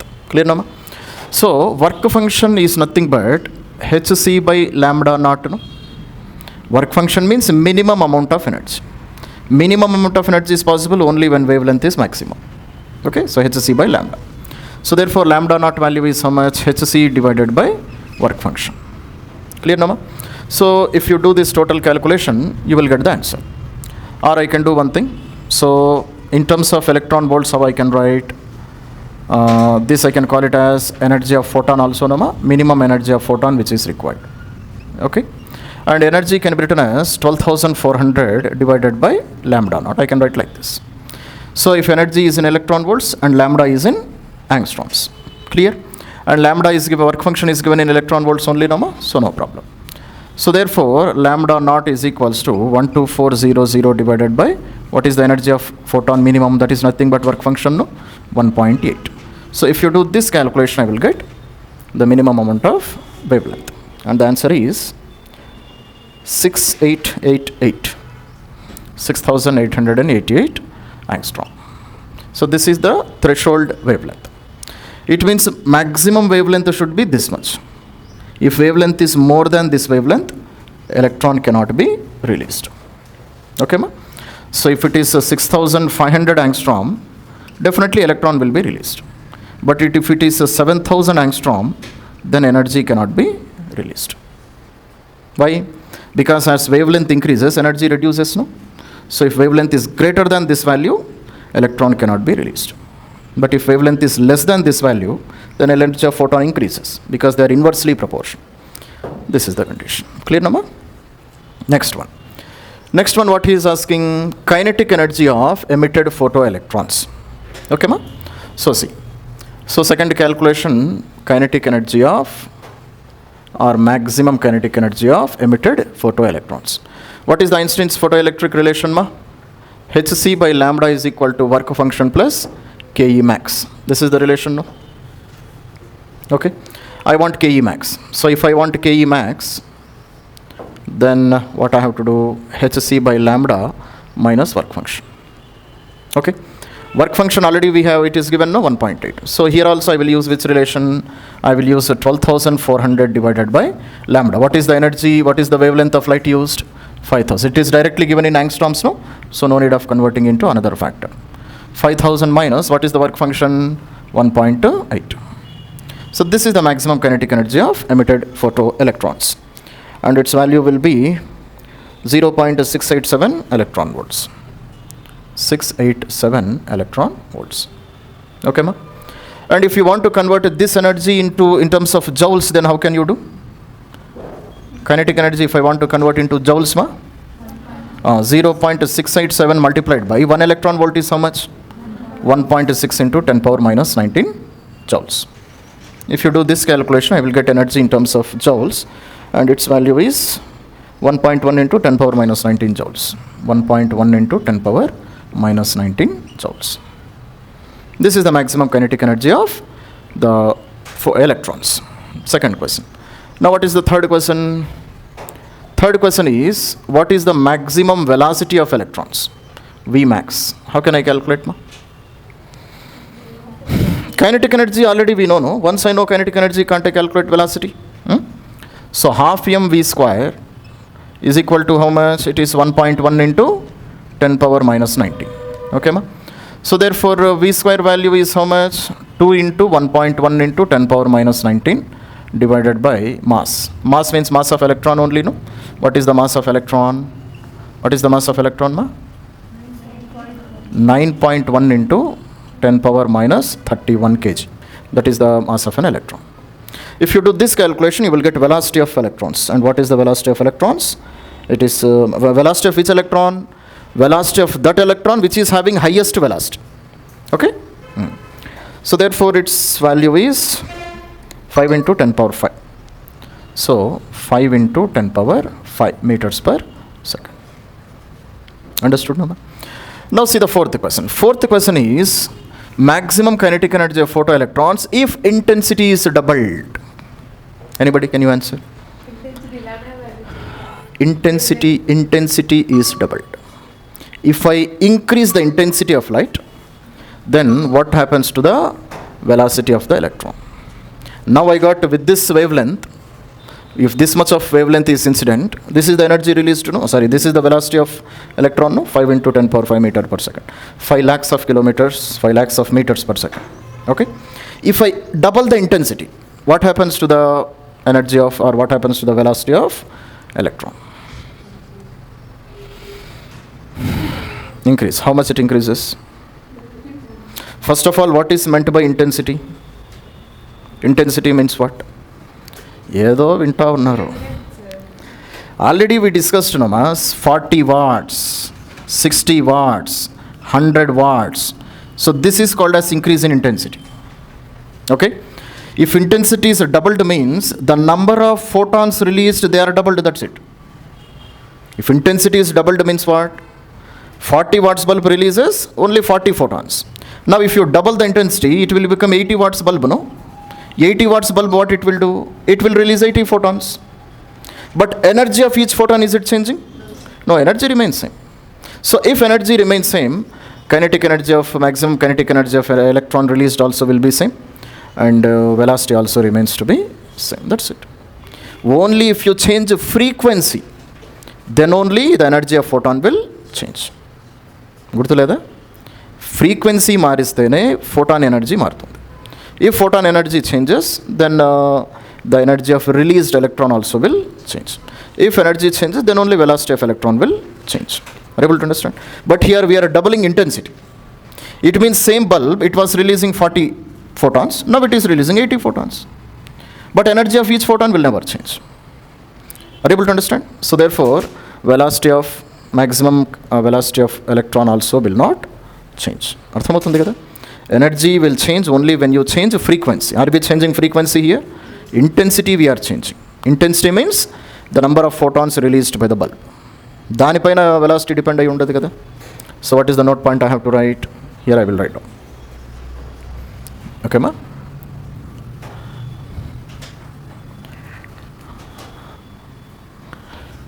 So therefore what I will write? Fourth one. If intensity doubles, then number of photons released by bulb doubles. Okay, ma? But as far as frequency and wavelength,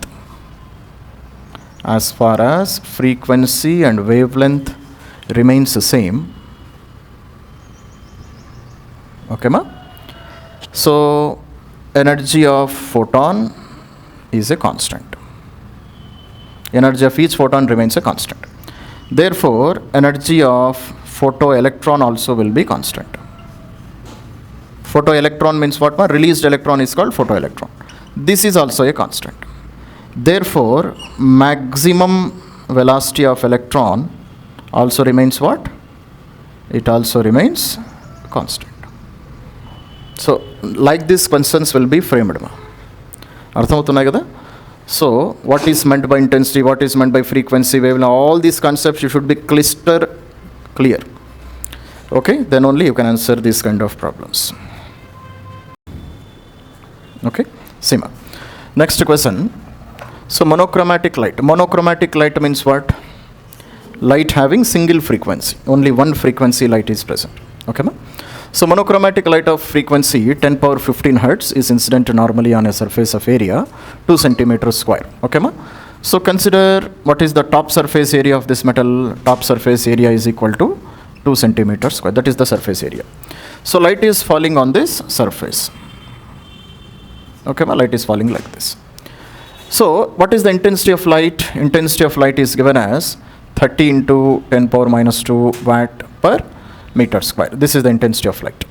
Then determine the rate at which photons strike the surface. It means how many photons are striking the surface in 1 second. Okay, intensity of light is given, surface area is given. I want to calculate how many, and frequency is also given. Nama, what is the frequency? Frequency is equal to 10 power 15 hertz. Okay, so then how many photons are emitted or released per second, or how many photons are striking this surface, that I want to calculate. Okay, let us see. So we have a formula for intensity is equals to energy per unit area per unit time. This is the equation for intensity. Okay, ma? What is the formula for intensity of light? Energy per unit area per unit time. This is called as intensity. E means total energy. Total energy, how can I write? Already in the last problem we have written. Total energy, how can I write, ma? Number of photons multiplied by energy of each photon divided by per unit area per unit time. This is how I can write now. Each photon has this much energy. How many photons are there? These many photons are there. Then what is the total energy? This is the total energy. This is the method I have to use now. What I want to calculate? I want to calculate number of photons per second. This is what I want to calculate. So therefore, how can I write? Number of photons, I will write it as n. N by S is equal to, so intensity multiplied by area multiplied by energy of each photon. This is how I have to write now. Clear, no? So what is the intensity given? Intensity given is 30 into 10 power minus 12. What is the area? 2 centimeters square. So 2 centimeters square means 10 power minus 2 whole square. That's all, Rama? This one, Amma, intensity is how much? 30 into 10 power minus 2. Okay, ma? So, now see, area is 2 centimeters square, no? So say 1 centimeter is equals to 10 power minus 2 meter. Centimeter square is there, no? So I will write 10 power minus 2 whole square. That is the method of converting centimeter square into meter square. Because everything should be written in only one unit. Everything I am writing in SI system, no? Write everything in SI system. And what is the energy of each photon? Energy is not given, but frequency is given. How to calculate energy? E is equal to h nu. So h nu. H value we know. What is h value? 6.624 into 10 power minus 34. And what is the frequency? Frequency is already given as 10 power 15. So if you substitute all these values, then you will get how many photons are released in 1 second. Okay? So therefore, the answer which you should get is 9.05 into 10 power 13.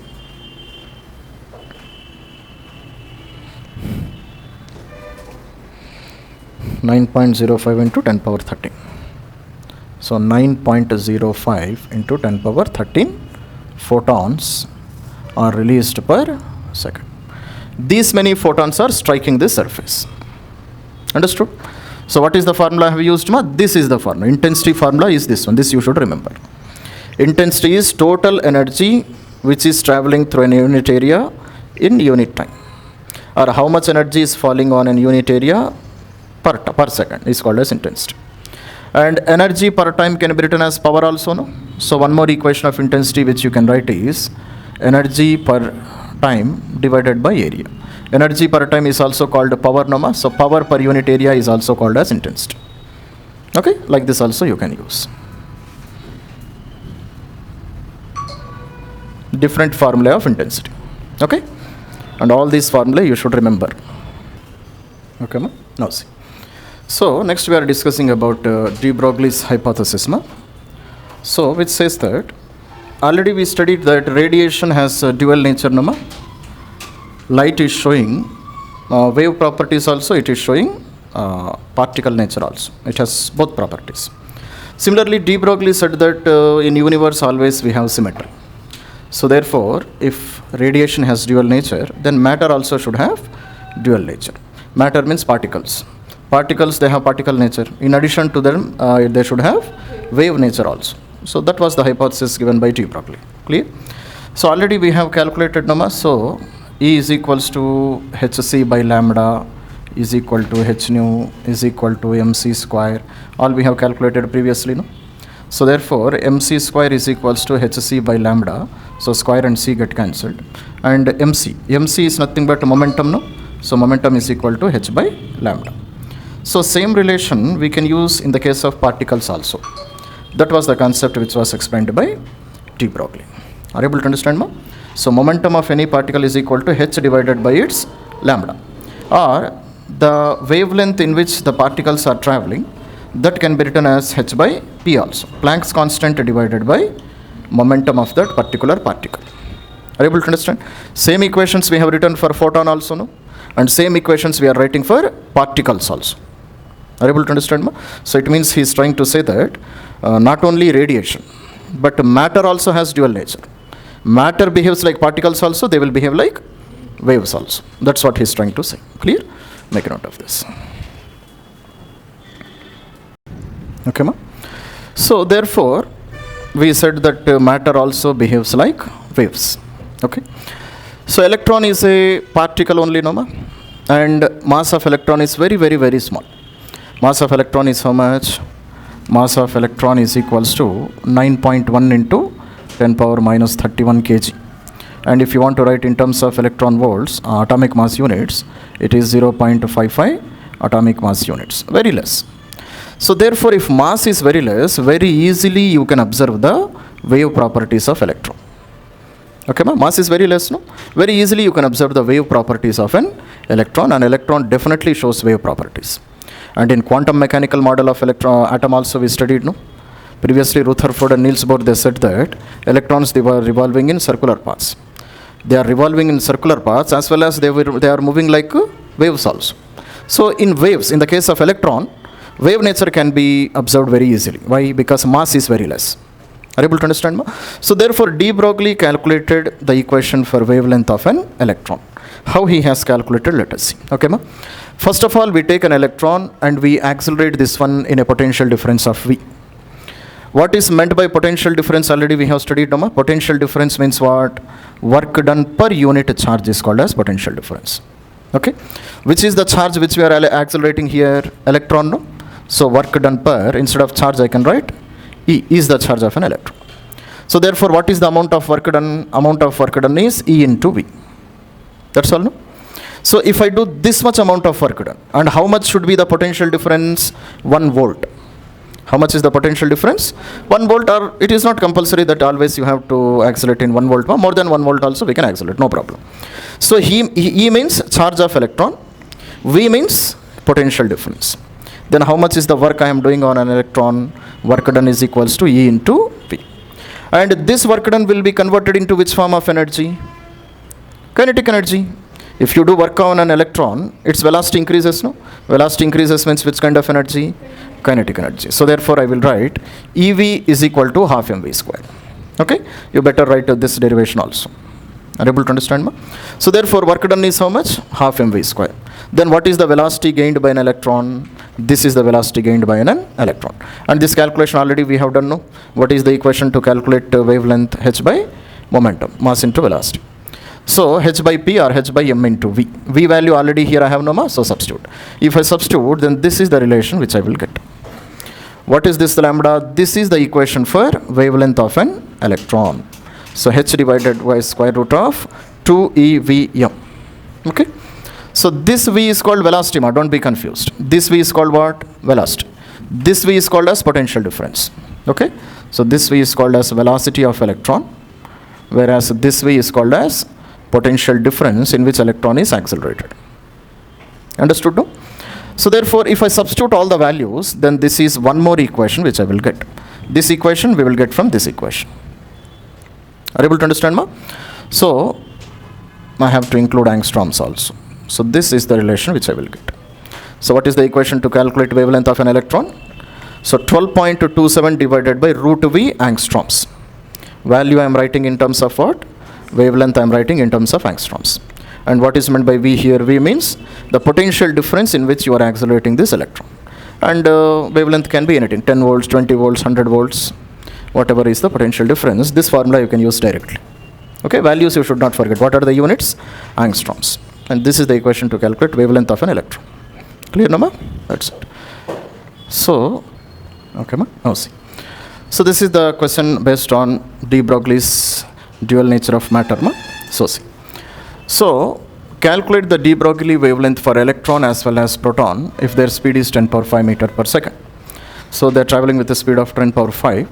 Then how much wavelength electron will have and how much wavelength proton will have? Because he said that particles also will have wave nature, no? So these wavelengths we are supposed to calculate. Okay, ma? Which relation shall I use? Lambda is equals to H by P. This relation I can use, no, ma? No?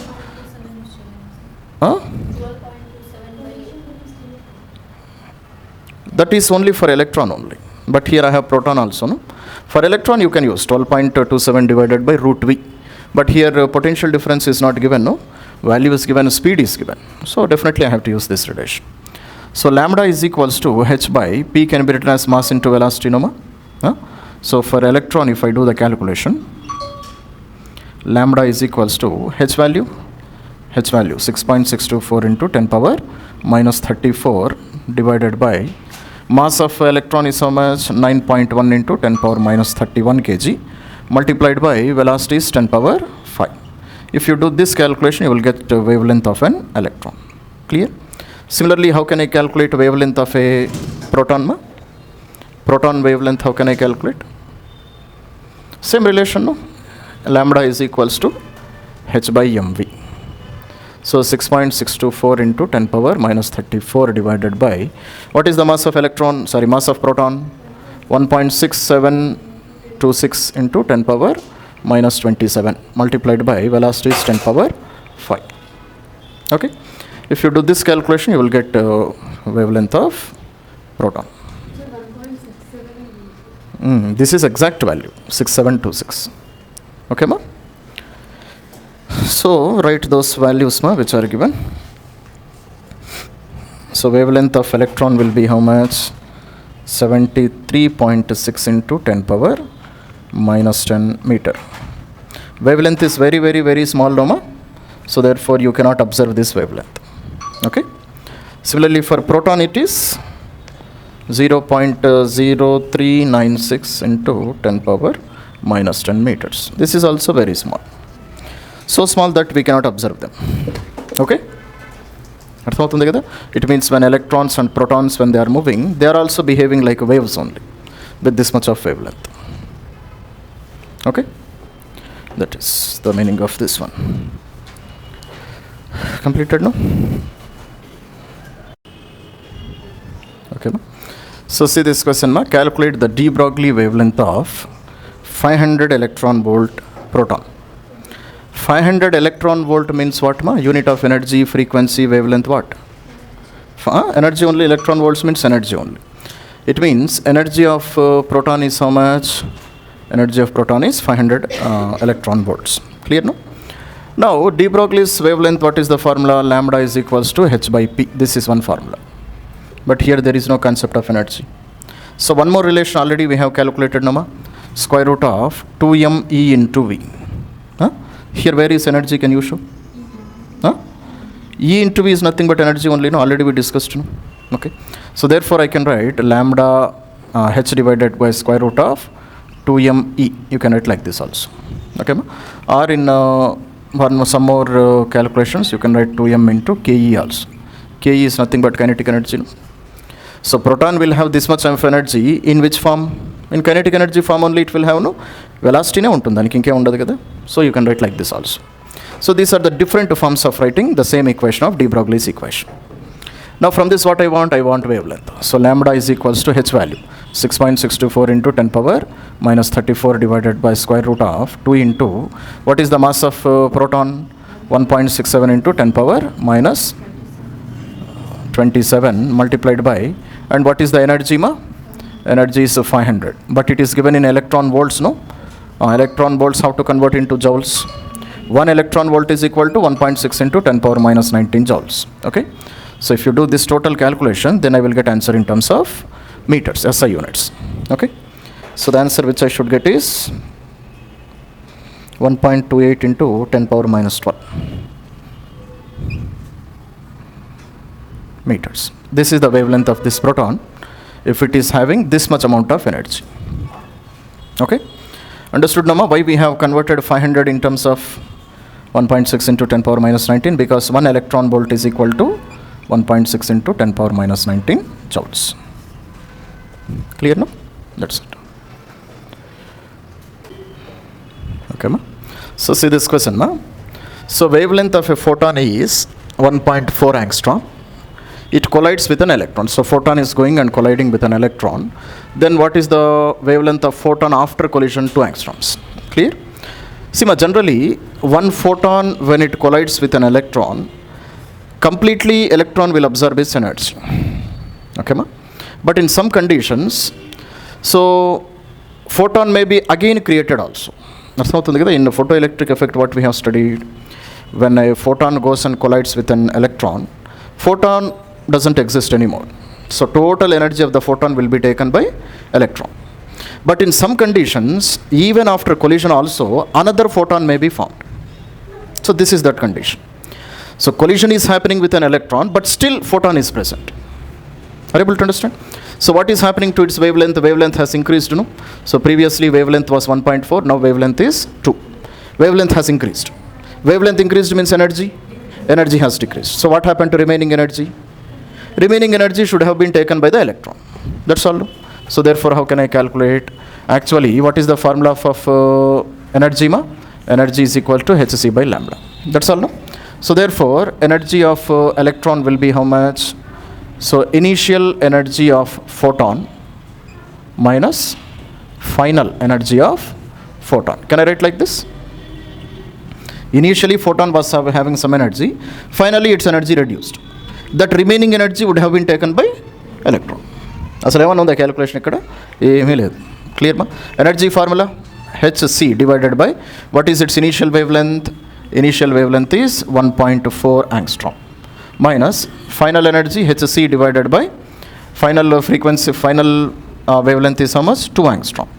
So wavelength is given in terms of angstrom, no ma? So you can use 12,400, no? So therefore, how I can write 12,400 divided by 1.4 minus 12,400 divided by 2. So whatever you get the answer, that is the energy of the electron after collision. That's all, no? That's it. So what is the answer you will get? Answer he gave in terms of joules, ma? Okay, joules means what? You will get answer in electron volts, no? That again you multiply by 1.6 into 10 power minus 19 joules. Okay, so here you will get answer in terms of x electron volts. X value you have to calculate. Okay, so therefore what is the energy of electron in terms of joules? X into 1 electron volt is how much? 1.6 into 10 power minus 19. So if you do this calculation, then the answer which I will get is 4.26 into 10 power minus 16. 4.26 into 10 power minus 16 joules. So this will be the energy of the electron after collision. Understood, Dhamma? So this total value, if you calculate, you will get x, but it will be in terms of electron volts. Huh? And electron volts, if I multiply by 1.6 into 10 power minus 19, it converts into joules. Okay? Okay? So see this question, ma. So an electron, an alpha particle and a proton have same kinetic energy. Kinetic energy is remaining same. So what is the meaning of this one? Kinetic energy of electron is equal to kinetic energy of alpha particle is equal to kinetic energy of proton. Okay? Then which of these particles have shortest de Broglie wavelength? Okay? So already we have studied lambda is equals to h by p, no ma? And this already we have written h divided by root of 2m E into V, no? E into V is nothing but energy, no? Energy is nothing but kinetic energy. Lambda divided by square root of 2m into k. K means kinetic energy. And kinetic energy of all of them is same, no? So if kinetic energy is same, then what are the variables and which are the constants? H is already a constant, no? 2 is a constant. K is a constant. Mass is not a constant, so lambda is also not a constant. So what is the relation between them? Lambda is directly proportional to 1 by root m, or you can say inversely proportional to root m. Understood, Dhamma? It means that if mass is maximum, wavelength will be minimum. That's all, no? Inversely proportional, no? If mass is highest, wavelength will be least. And he is asking about a least wavelength only. So out of these three particles, which is having highest mass? Alpha particle. Mass is 4 units. Mass is 1 unit. Mass is negligible because this is an electron. So therefore what we write as mass of alpha particle is highest, its lambda should be least. That's all. That is my answer. So out of all of them, lambda alpha particle has the least wavelength because its mass is maximum. Do you remember the masses, ma? Mass of alpha particle 4 AMU, 4 atomic mass units. Mass of proton is approximately 1 AMU. Mass of electron is 0.00055 AMU. Understood? So least mass for electron. So therefore it will have highest wavelength. So therefore if you want the relation between all of them, you can write. So wavelength of electron is greater than wavelength of proton is greater than wavelength of alpha particle. Like this you can write. So least wavelength exists for alpha.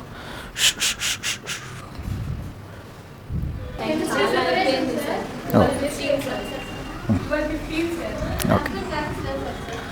Okay. So Sima. So particle is moving 3 times as fast as an electron. So consider a particle is some particle x. Okay, ma? So velocity of x is how much? It is 3 times the velocity of an electron. That's the first information which is given, no? It is moving 3 times fast as compared to an electron. And ratio of de Broglie wavelength of particle to that of electron. So lambda of x divided by lambda of electron is how much, ma? It is 1.813 into 10 power minus 4. This is the data which is given. Then we have to identify the particle's mass, and we have to identify what can be that particle. Alpha, beta, or proton, neutron, electron. What is that particle we are supposed to calculate? Clear, ma? So this is the piece of information given, no? Comparing the wavelengths. So what is the equation for wavelength in terms of velocity? Lambda is equals to h by mv. This is the equation in terms of velocity, no, ma? H by p. P means momentum, so mass into velocity. So do the calculation. So lambda x divided by lambda e is equals to h by mx into vx divided by h divided by me multiplied by v. X means the unknown particle, e means electron. Okay, ma? So h and h if I get cancelled, therefore what is the relation I will get? I will get me divided by mx multiplied by ve divided by vx. And how much is its value? Its value is 1.813 multiplied by 10 power minus 4. Clear, nama? And instead of vx, what I can write? I can write 3 into ve, no? Substitute. So me divided by mx multiplied by ve divided by, instead of vx, I can write 3 into ve. So ve and ve get cancelled. So 3 into 10 power minus 4. So therefore,